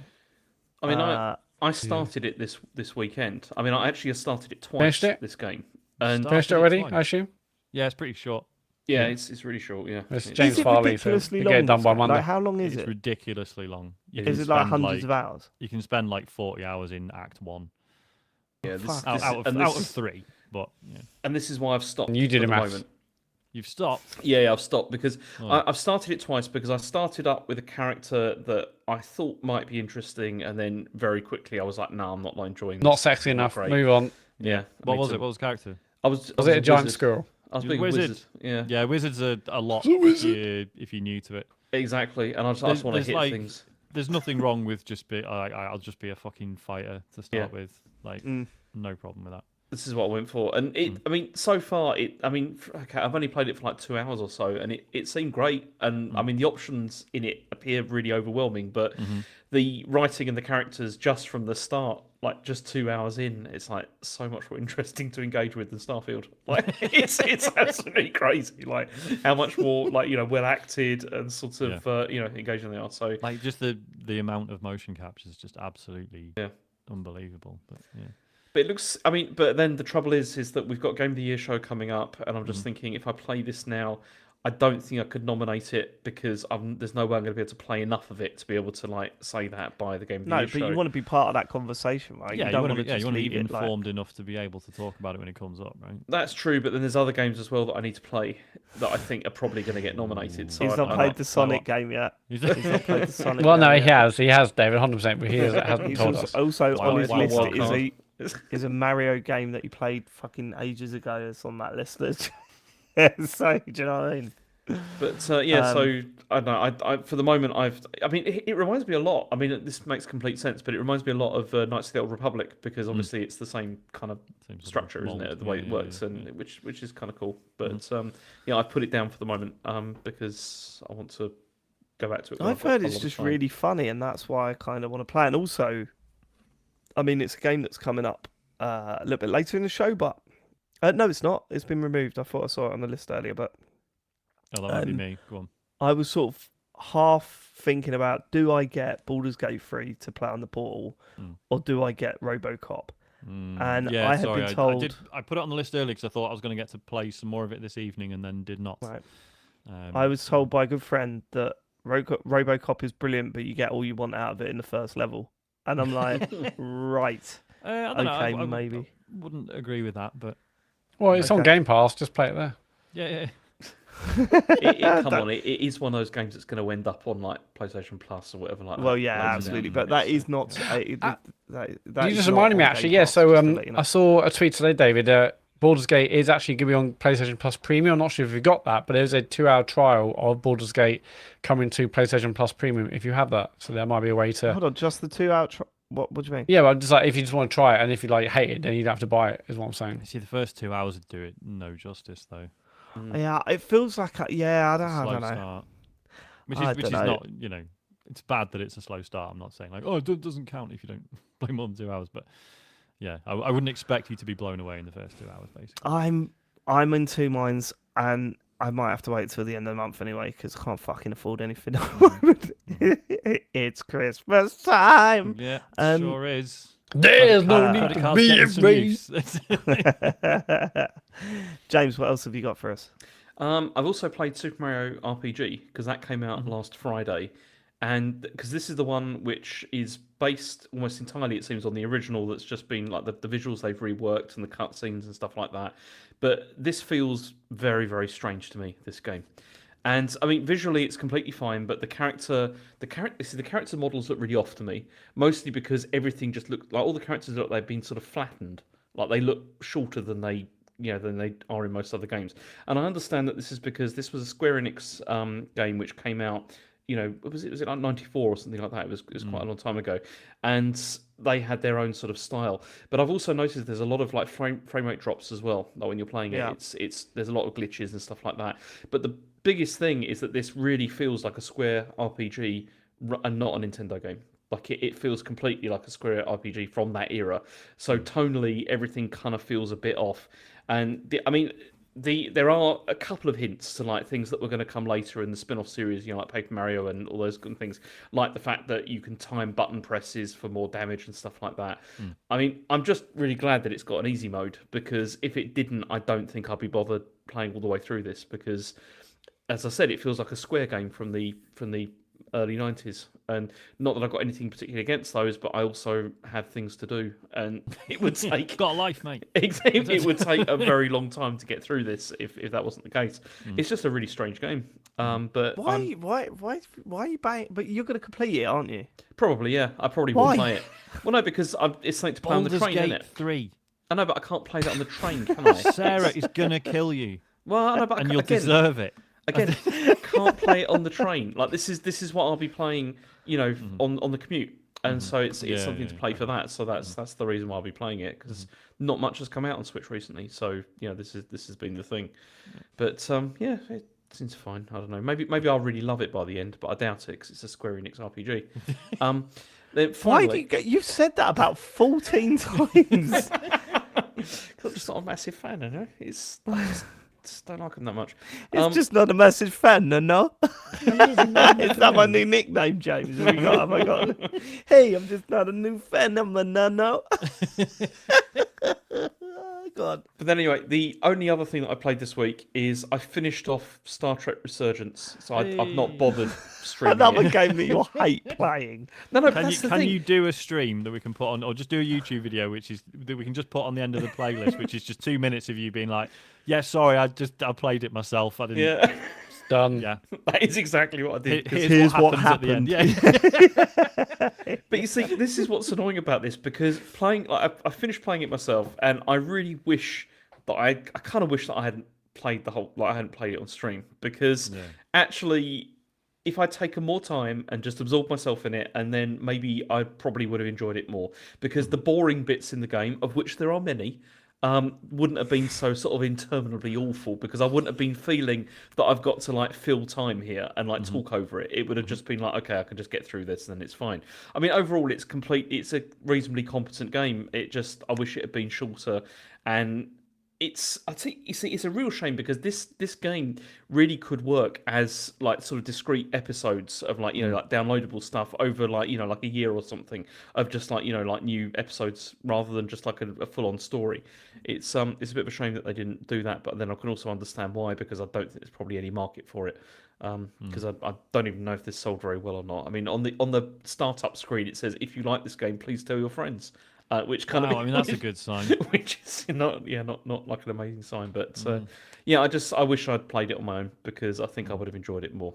It was fine, and that's it. That's all I played this week. Matt, you finished Alan Wake 2? Alan Wake 2, yep. I smashed it this weekend, God damn. and that is a very, very, very good game. I need to Was play it it. scared? Were you scared? It was also probably the most consistently frightening game I've ever played. Really? Because I was a lot of people saying like it's tense, but it's not as bad as people have said. But I don't know.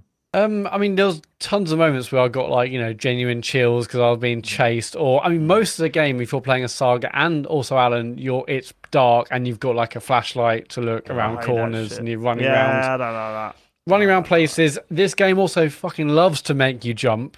It absolutely loves it. Like you were playing, or you enter a room, or you're just walking down the corridor, and suddenly like there's like black and white like images of like like FMV will just flash up to like fuck you up. I saw This those on sounds James's brilliant. stream. I'd like Yeah, this but no, this game is absolutely fantastic. Like it's so creative in what it does in terms of gelling gameplay, like FMV, music, like the characters, like the fact that the game is incredibly meta and like you don't know really what's real and what isn't real.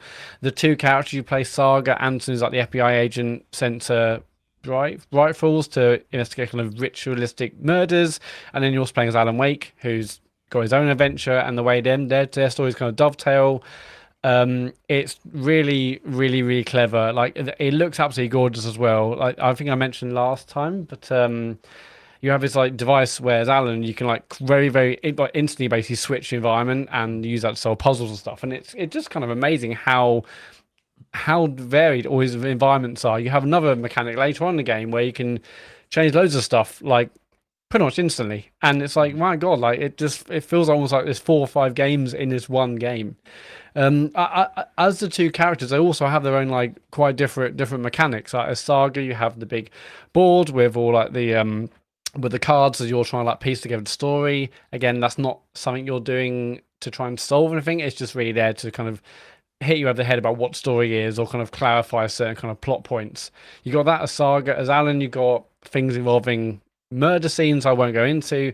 There was just so much variety between the two characters that they could be games on their own, frankly, let alone the fact that they're kind of gelled together. And yeah, it's just incredibly impressive in almost every way, really. I mean, like the story is incredibly complicated, and I had to watch recaps to even find out where we were up to this point because I hadn't played them games. I played Control, I hadn't played the Alan Wake or the AWE kind of DLC, which I kind of want to go back to and play now. But even with all that, I'm just so incredibly impressed. I think it's just incredibly impressive storytelling, really. Not just the fact that this game is complicated and has these different characters, and it links to the old games. It's like the Remedy kind of what I can't remember what we call it. Basically, the Remedy like world where they've got the old games and they all link in. There's some great references to Control in this, which is awesome if you love Control like I did. The fact that like the Sam Lake, like the creative director of Remedy, like plays Casey the cop, and also played Max Payne. It's just meta upon meta upon meta. There's some great performances as well. There's so much weird stuff like so obviously Sam Lake's in it playing a character who was also the face of Max Payne, but then isn't the guy who did the voice of Max Payne playing someone else. Yeah, in there's this, a whole so it's a different person doing a voice. Yeah. And then there's in a the really game weird interview with that, which is like there's so many like angles to this interview that it doesn't make it. It sounds incredible. Yeah, like I mean, the fact that he's in there, and then but like the character he plays is also a character in Alan Wake's books. It's just like it's meta upon meta upon meta. It's just absolutely fantastic. I mean, it was constantly kind of scaring the bejesus out of me, but what wasn't to the point where I'm like, I've got to stop. I think it's just basically just on the edge of me like wanting to play because it's just really exhilarating. Actually, honestly, there's so many points where the music it just swells and you're in like a room on your own. Maybe it's like a dark room. Maybe there's very little light. You're like going through water to go around corners and see what's around in, and the music would just like swell up and like almost like make you jump like in itself, or like build you up. What's going to happen? Is anything going to burst through the window? No, nothing happens. And you're like, and that increases the tension as well. There's so many moments where you're having to go through like like a forest, a wood, where it's like pissing down. It's you can hear like enemies in the background, or you'll be in this underground kind of bunker, whatever. Again, pitch black. But even for that, I pushed through, and I thought it was fantastic. It's you always absolutely say not stuff like that, like you're proud of yourself. Yeah, absolutely. Because in there's spite some of points I'm everything, like, I made it to the end. So there were some points in this I'm like, oh, if it goes a little tiny bit scary, I won't have to stop. But no, I push through. It's by no means perfect. There's like some enemies that Alan has to has to fight, where it's like these shadow enemies, and a lot of them you can kind of walk through and they don't actually affect you, but some of them do affect you, and it isn't always clear which ones you have to kind of take out. And if you take all of them out, you'll be using your kind of your torch, which is a limited kind of ammo resource. I know there are some which carry weapons, or maybe they all carry weapons, but that didn't seem like always the case. Anyway, whatever. There's some complication in terms of sometimes. What is the actual gameplay? Are you solving puzzles? Are you like? Is it like you come into a room and then there's like a scrolling puzzle that you're supposed to put? Well, is there shooting or is there combat? I don't even know the basics. So as Alan Wake, it's Alan Wake. There's a lot of combat, and there. Wasn't the original game? Wasn't the hook that use your torch to like wear enemies down and then you do something? Yeah, so you do that, but I believe in the old one there was like a bit of a strategy or like some tactics around that. But you have like you pick up around the environments. Batteries for your torch, and so you've got like 7 or 10 or whatever left, and you hold down R2 it is to break the shield of an enemy, then you use your gun to take a couple of shots and kill the enemy.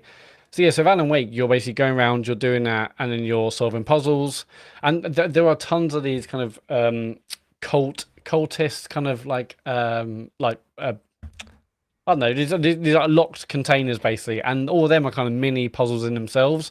And I thought they were fantastic because every time I saw one, I wasn't like, oh bloody hell, another one of these. Like, the answer for the puzzle will either be on top of this, like, this box you're trying to open, which will give you supplies or whatever, or it'd be in the very, very local environment. So all of them was like a real joy. There's also these nursery rhymes. You'll go around and find these dolls to solve that. There's tons of like it's kind of like that. I mean, some of them are quite obtuse as well, but anyway, but still good. And then you've got and then in Saga's case, you pick up a lot of like manuscripts, so you like using them to like piece the story together. It's just an absolutely fantastic game. Not without its faults, as I did say. I haven't spoken already about the graphics. So this game is absolutely amazing, and not just the fact that it looks good, but the fact that you can like very, very quickly and easily switch locations. I think what I love so much about Remedy, and I haven't played this game. I just have heard like a lot of people talking about it, seen like bits of footage and stuff. I just love that Remedy over the years appear to just be more and more confidently like diving into their own bullshit. Massively, and like they're getting weirder and weirder and weirder, and yet at the same time, it's like the budgets are going up, the sophistication of the storytelling, the production values are all just like ascending at the same time. Yeah, reception seems to be getting better as well. Yeah, it's just like it's fascinating. People are buying into it; they're loving it. And the stuff that I've seen, I just think, even though I'm probably never going to play this game because it's not the sort of game I like to play. I look at that and go, oh, fuck, I wish that happened more in games. Like, I wish that stuff was, introduced elsewhere. Yeah, you can't not be impressed by the kind of creativity and the variety of what you're seeing. I mean, the gameplay is pretty standard, even though it is quite different and engagement for the two characters. But just like almost every like 5-10 minutes, I was like, what are they going to show me now? How are they going to up the ante? Yeah, it's called the Remedy Connected Universe, by the way. The RCU, that's the thing that connects things like Control, old Alan Wake games and whatnot. And it's just incredibly clever. I will say I knocked it down to ease story mode in this game. So I did that. I love Control, but probably about 2/3 or 3/4 way through, I knocked it in story mode because I was like, I just can't be bothered to do this. But I did it earlier with this. I didn't really come up against like a pain point. I just thought, I don't really want to get to that point where I am going to be starting to get annoyed by the combat and stuff. So I knocked it down story. It was still tricky-ish at points. I mean, I ended the game with like fuckloads of like health packs and whatnot. The ammo is still pretty limited, which I think is good. So that creates some tension in every gunfight you have. Really, you don't want to like just blast away because that might screw up for later down the line. I've never really understood that. I kind of get it, but at the same time, I'm like, oh yeah, but then the tension ends in me not having enough ammo, and I'm like, okay, well I'm dead now. It's like I don't know. There's part of me that's kind of like the tension goes once you're killed, and you're like, okay, right. Yeah, so I knocked down story, and I loved it all the same. It wasn't really about the combat for me. I mean, I think Control's combat was more interesting because you can do that flying, and there's much more like skill-based stuff. There are like kind of perks and stuff you can improve here, which is mostly about, on your last shot of the chamber, you get extra damage, or or headshots do this, or so on and so forth. So it's less about kind of skills in that regard. It's not like Control, but Yeah, I think it's absolutely incredible. I wish more people would play it. I mean, it's quite scary, and maybe if it's less scary, more people will play it. But absolutely amazing. And there's one bit everyone talks about. I'm not going to talk about it. That was amazing. And there are loads of other kind of smaller amazing bits, and it's just incredibly impressive. And James, you've got it, right? I have. This is probably going to be the next thing I play, I think, because this is what I put Baldur's Gate 3 down for this, because I just thought this looks great and it looks like a more manageable experience before Game of the Year. I was going to say, Yeah, I think you'll love this. Yeah, like if you play this first and then just however much time you can get in with Baldur's Gate afterwards, rather than starting Baldur's Gate now and then in 2 weeks having to go, I'm just going to have to stop playing Baldur's Gate now and cram Alan Is Wake anything big coming out between now and Game of the Year? I don't think so. I think Mario RPG was the last biggie, unless I've forgotten something. So now we are mop-up season, 100%. Yeah. No, I need to. Oh, I need to you play guys this. forgot Clipboard 3. All right. No, I finished Clipboard 3. Oh, yeah. You Finally finishing off the trilogy. I've also one thing, like this makes me want to go back to old Control DLC, and they've confirmed there's like 2 DLC packs for this, and I'm never usually one for DLC, but I really want to see what happens next, or how they change the story, or pushing us forward. So I think I will absolutely get the 2 DLC packs for this. How long? I know I could look this up. How long did it take you to finish? I think it's like 20 hours or 21 hours. Oh, okay. So all the things I've read, it's like 17, or on average 17, or 28 if you want to do completionist. I did loads of stuff. I mean, I'm not sure if I can. I'm not sure what the opportunities are to go back and get other collectibles and whatnot. But yeah, 21 hours. Cool. For me. Everyone in the chat saying Avatar is coming out soon. All right. Right. Sean, what have you been playing? I've been playing loads of stuff, mate. I've been playing KarmaZoo, which is a 2D platformer where you play with, I think you can play with friends, but mostly you play with a bunch of randoms, and you're all different animals. And you go through levels solving puzzles that you have to do cooperatively. So you always play in like a group of 12. You start off as like a blob, right? And you have no special abilities, just a blob. It's my favourite animal, actually, blob. It's good. It's good. I'd love to see them at the zoo. Keep getting through the bars. Well, they would. Yeah, that's what I don't like to, because I'm like, they've escaped again. And like so you can move around and jump, and you have this singing ability where your little blob just kind of goes rah, and then you can sort of angle it, and that sort of activates like switches or platforms or whatever. So basically, you'll be going around as this group of 12, and you have to all stick together, right? You have this sort of halo around you, and if you get separated from the group and you're away for too long, this sort of ring shrinks and you die, and then you return to the group. So you all have to stick together, but then there are sections where like 2 players will have to like stay in place and like sing to like activate some platforms so everyone else can get across, and then they can drop a ladder or whatever, and then you can get up, and then so you sort of just these loads of like little sort of cooperative puzzles. But then as you play, you accumulate karma, and then you can spend that on like different animal forms. I think there's like 20 odd of them, and then they all have slightly different abilities. There's a frog that can like triple jump in the air. There's a dog, which like I think the dog's one that like sings in all directions constantly, rather than you having to aim it, which can be really useful for certain types of puzzles. Stuff like that. It's really good fun. My only worry is I don't know how long it'll be before you start seeing like repeats of levels, because in like you'll start a run with a bunch of people, and then you'll do like, I can't remember, something like 3, 4, 5 stages, and then it'll like right, that's the end, well done, and then you get rewards and stuff. So far it's felt quite varied, but I don't know how long that lasts. I've suggested to a few mates that like this would be good fun. It's like £6 at the moment. I think it's supposed to be 7 or 8 quid, and there's like a launch discount. It's out on everything as well, isn't it? Where did you even hear about this? Where did you come across this game? Well, this is it's a Devolver game.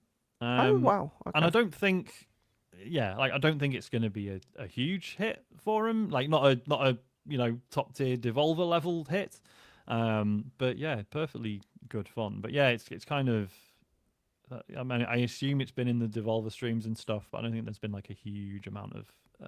It's the first I've heard of it, to be honest. Yeah. The other game I played is Loddlenaut. So this just came out on PC. This is the most Sean Bell sounding game of all time. I was going to say, you're just making these up now. yeah. It's a game where you're a little guy underwater, and you've been sent to this planet because this corporation. You we're done trying half play some shit. No, sorry, I'm joking. Basically, yeah, this corporation left loads of pollution there, and you're just part of this team. You get sent to alien planets and go, right, you go fucking clean that up.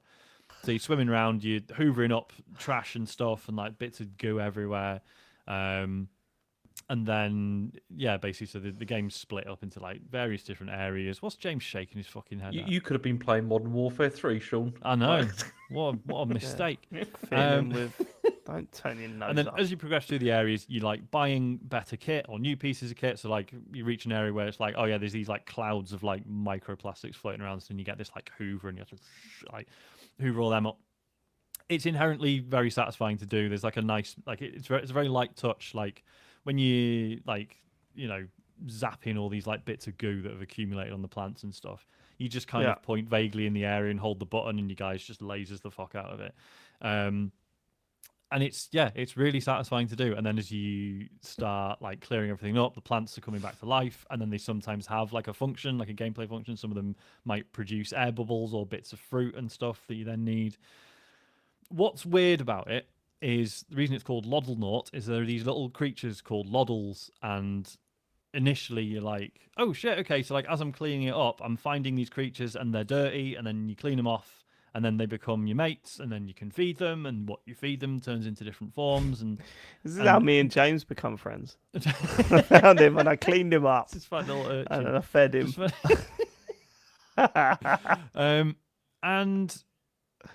But there's no point in doing that.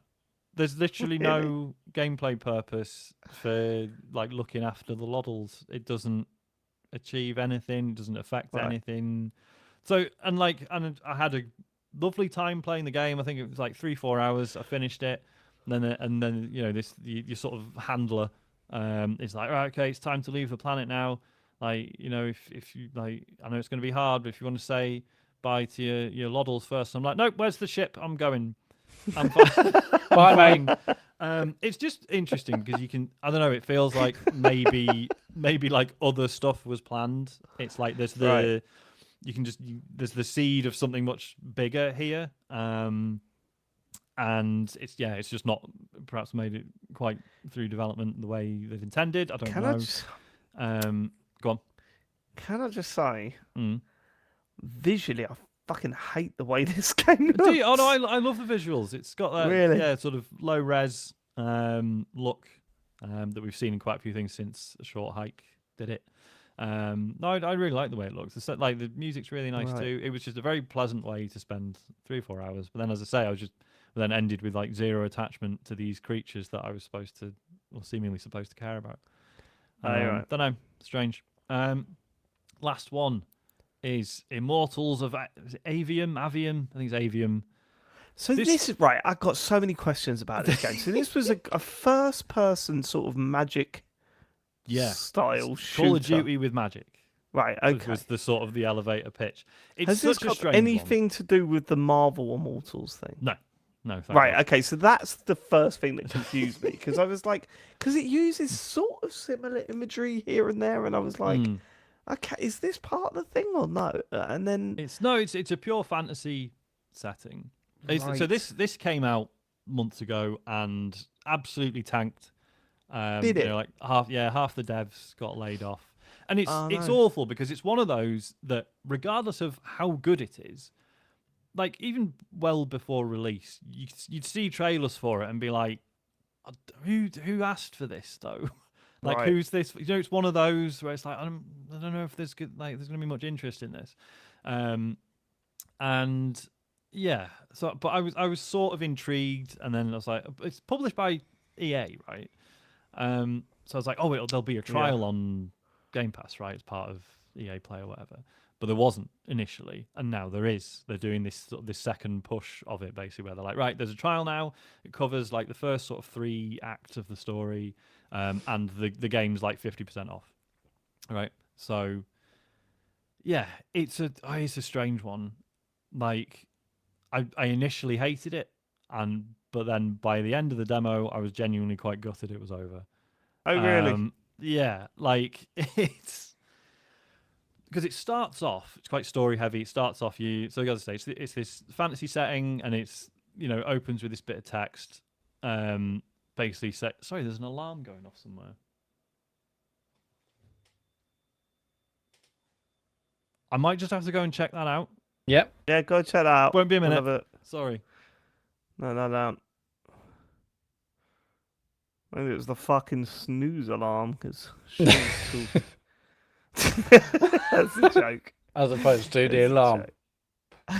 It's a joke. So we call it in the morning. Oh, the snooze alarm's going off. What was that? Oh, here we go. It was the police. Sorry, false alarm.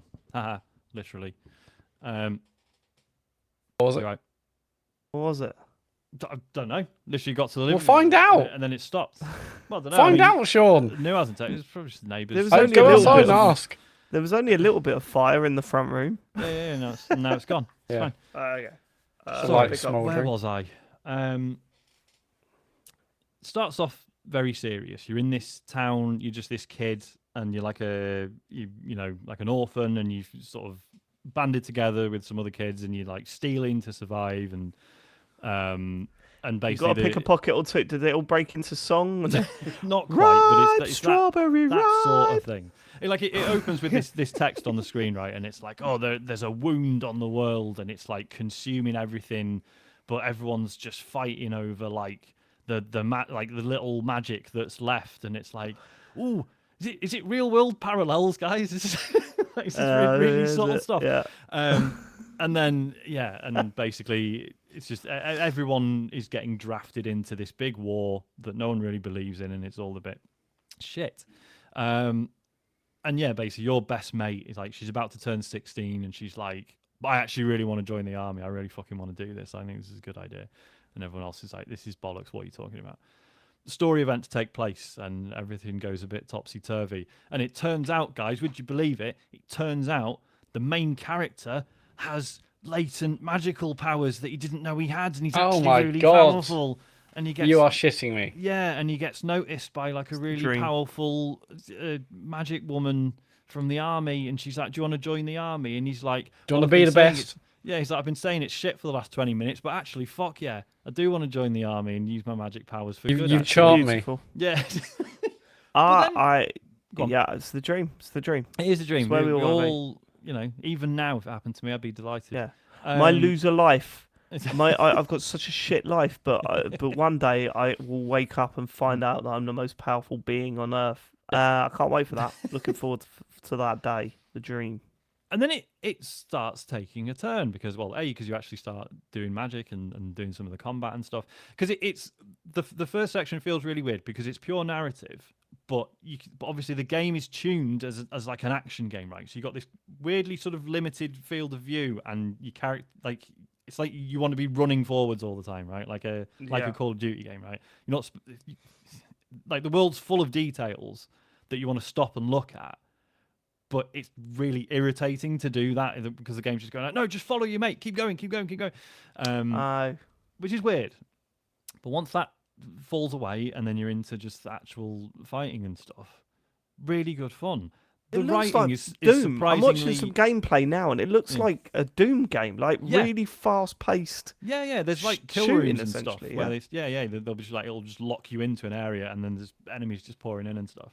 But like it's really interesting because it's doing what Forspoken wanted to do, right? In that it's like, yeah, it's fantasy, but all we're being a bit irreverent and cheeky about it.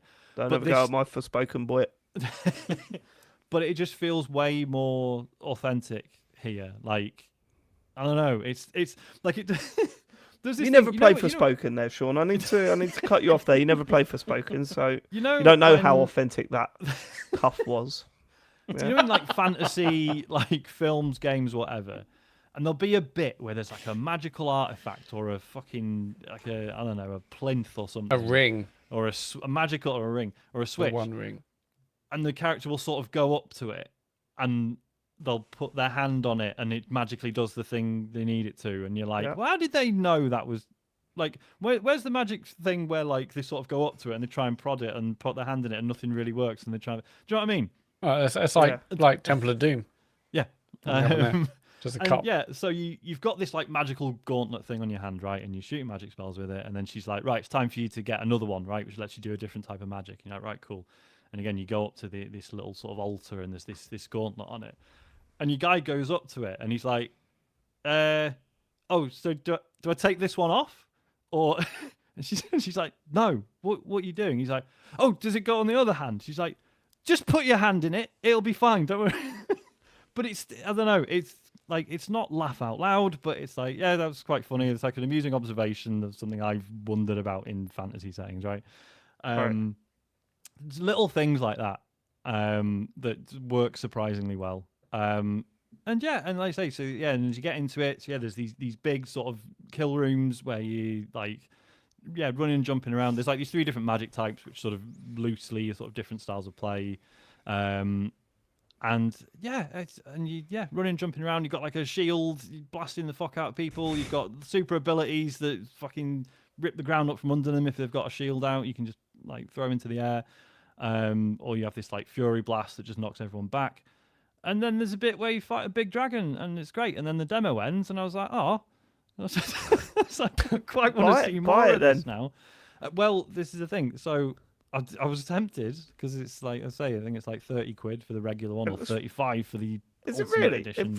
It does actually look quite good. I've just been watching yeah. gameplay of it, and I'm like, oh man, It's maybe. all right. It's but the I forget his actual title, but someone who worked on it has been doing some interviews this week, presumably around around this whole trial and trying to give it a bit of a second wind.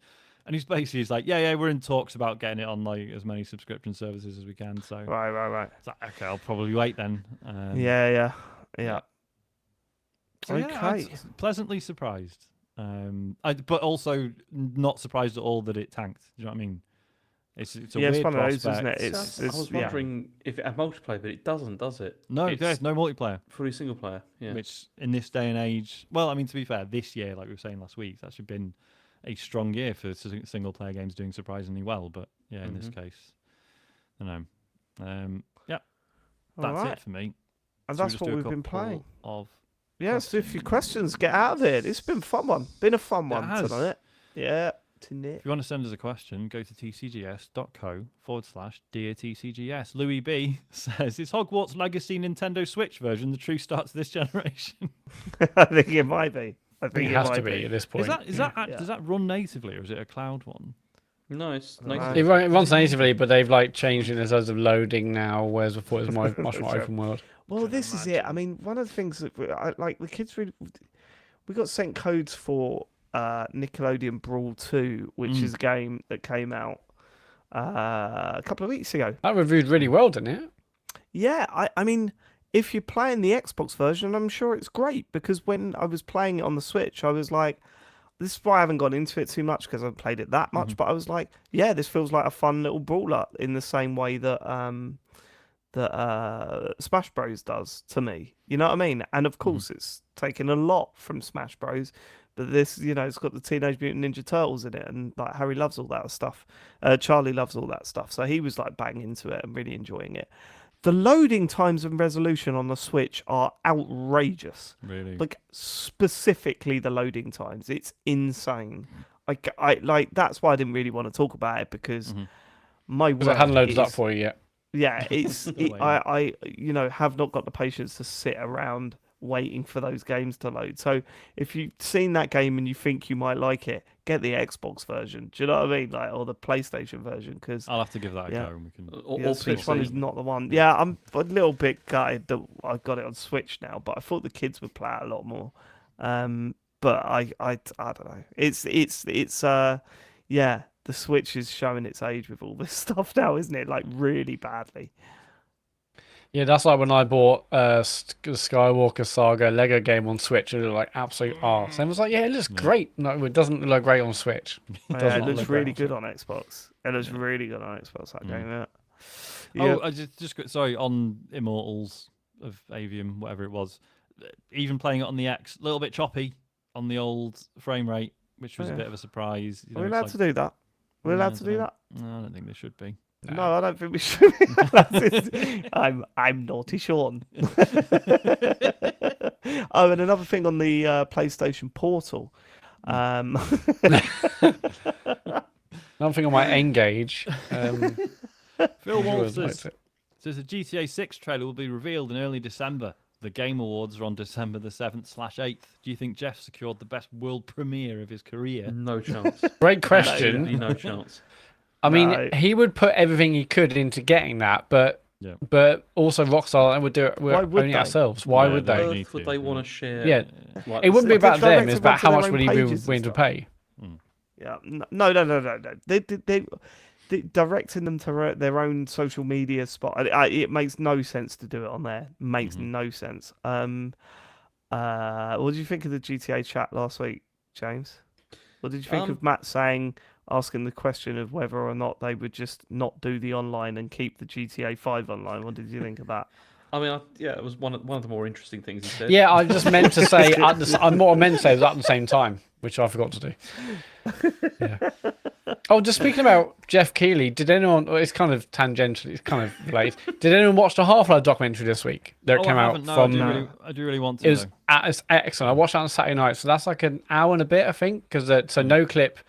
Danny O'Dwyer has got like a new production studio, and they were licensed to do the Half-Life 25th anniversary documentary, which is excellent, well worth watching. I watched that, then I watched a no clip 2-hour one straight after, and that had like Jeff Keighley in it, and Corey Bar, Cook, is it Barlog. what's Barlog? Yeah, Obviously, keeping everyone like says Balrog Balrog because I think yeah. I thought you were Corey gonna Barlog say and that, Jeff Keighley like, and and it's like I watched both of them, back to back. But yeah, the new Half-Life one is absolutely fantastic, well worth watching. I thought you were going to say that Jeff Keighley was one of the writers on Half-Life or something like that. And that was and you No, saw but him in the credits. in the Wrote all one, the in bits like you the didn't 2-hour like. one that happened came out a few years ago, like it starts with Jeff Keighley showing his collection of all like Half-Life like alphas and betas and all sorts of stuff, and he was interviewed there for like when he was like 16 or 17 to talk about the game and Had a all sorts of version good stuff. of the Dreamcast version. You know. Should I mention Yeah. the weird thing I found out about Jeff Keighley the other week? That I No. put in the group chat. He follows me on Twitter for some reason. and I Yeah, don't yeah, know Oh why. yeah, Like, he obviously follows thousands of people, so I'm not Mm. sitting there thinking he's going, "Oh yeah, I got to see what Yeah, but this he doesn't is." follow one any my of favourites." us. Certainly doesn't follow me. What? I don't even know when that happened. I just went to his Twitter page and it was like he follows you, and I was like, no, refresh that. That can't. Well, there must be something wrong. So then I had just assumed that he follows everyone from TCGS. Doesn't. So I don't know what's happened there. I've got absolutely no idea what's happened there. But Send now him a DM I'm and being ask very him. careful. Yeah. Should I? Why do you follow me, Jeff? Why? Is it just to make James Farley feel bad? Because if so, it's working. Yeah, I'm devastated. Okay. Next right. Everyone watched question. that. Everyone watched the Half-Life documentary. It's good. Oh, well. Still another one. XB Dean says, what size air fryer should I get? As big as you can. Answer is the biggest one you can I haven't get. got Big as one. you can, big as I you can feel like I ideally should. 2 trays. Yeah, How have 2 you not trays got would be one? brilliant. Oh, I don't want to be like, fuck off. I don't want to be like that. Sorry, Matt. But also, I No, haven't I got one yet. Like, can't believe Dave, you haven't got your one, one. David. Is your one like a massive? Because obviously I've been to yours. You do like bacon or whatever. With breakfast was. Is yours considered a massive one or a regular one? Size-wise. It's considered the sort. It's like the go-to one. It's the go-to one. Okay, so For what one someone is that that? wants Because I haven't got like one. I'm tempted. It's like a Ninja Jewel something. I don't know. Ninja Food Max. I can't believe we're doing this. Ninja See, I've only Jewel. I've only got the single tray, which I really If you type regret now. Ninja Same. Dual DUAL into Google, it's that one. But we paid like 130 quid for it rather than the 180, 200 pound that it's going for these days. Because it is Black Friday. I was but, going to say, yeah. they will go. So, I mean, David, I know this is like wanky, but is that good enough? Would you wish you had like 13 trays, or is that fine for most things? I wish I had 13 trays. Yeah, I do. No, actually, no, it's perfect. It's fine. It's great. Do you know what you should do? Get yourself some frozen. This is what everyone should do. If you've not had an air fryer before and you're getting your first one this Black Friday or whatever, get yourself a big bag of frozen French fries, chips, and do them in the air fryer, and you'll have one and go, okay, yeah, fair enough, fair Oh, enough. okay, right. Like, because you do them in the oven and they're like, nah. But Yeah, you they're do 'em in rubbish, the air aren't they? fryer, you're like, nah, this is amazing. Fair enough. Yeah, well done.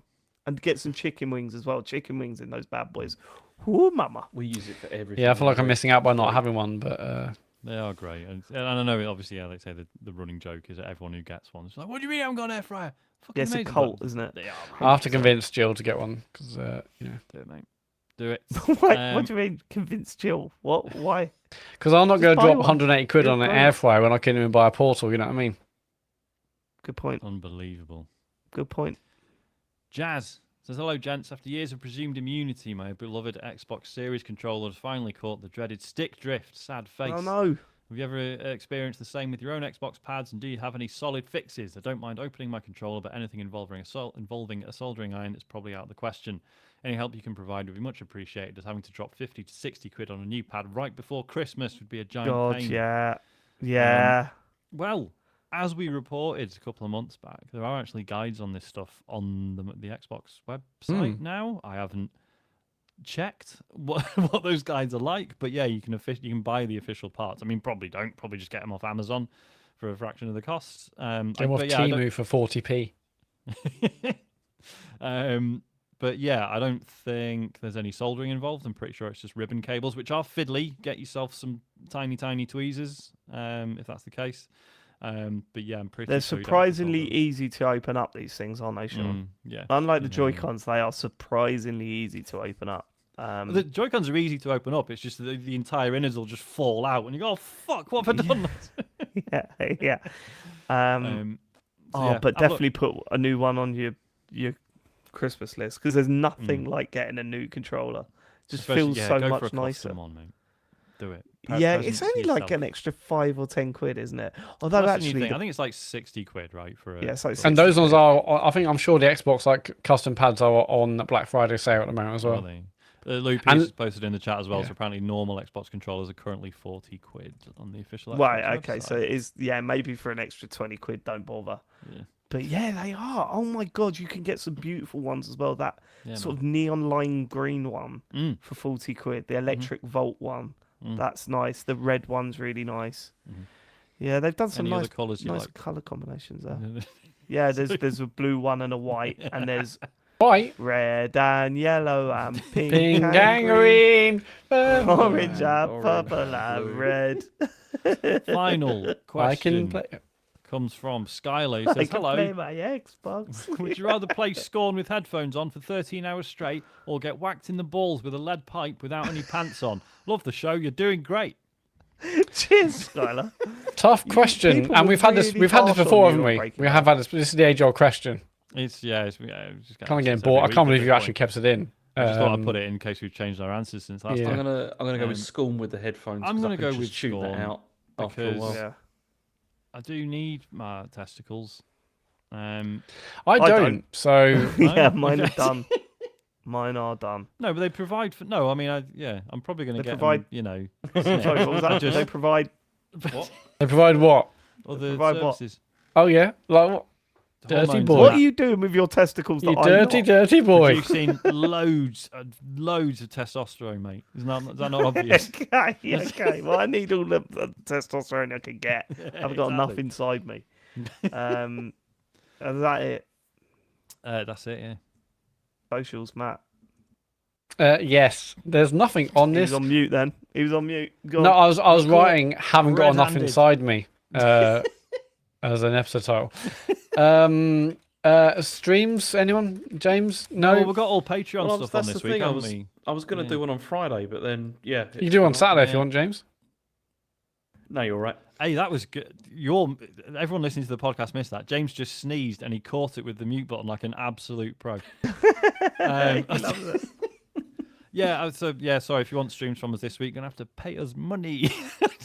Yeah, so no stream. Just like last week, no streams this week, but there is a bunch of Patreon content coming your way in the next few days.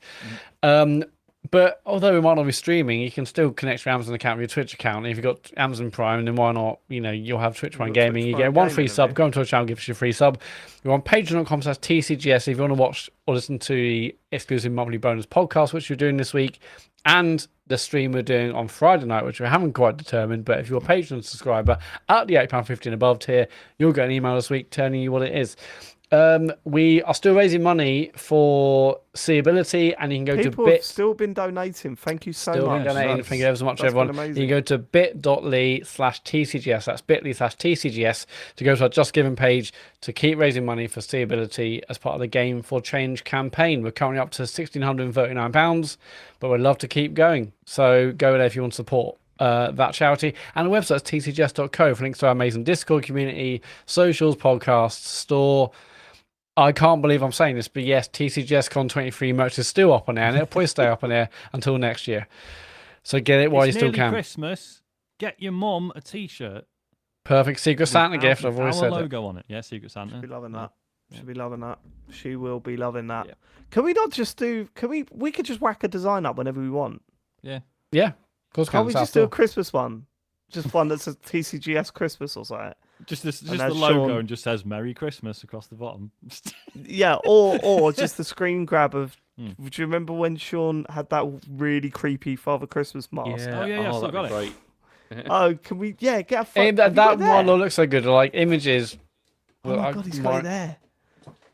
Yeah, can we get like a really good photo of that? There he is. And it's TCGS Christmas.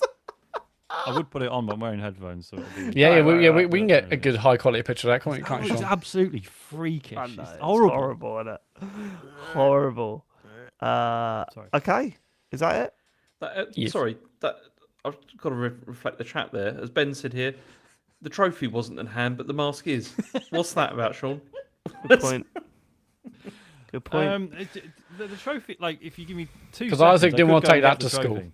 Well, You yeah, haven't got this 2 has to be seconds. hidden in a drawer. We've been going for whereas... 2 hours and 30 minutes. We haven't got 2 seconds. Thank you so much for living it. We will catch you next week for some more video game chit chat. We hope you have a good week. Goodbye, everybody. Goodbye. Goodbye. Goodbye.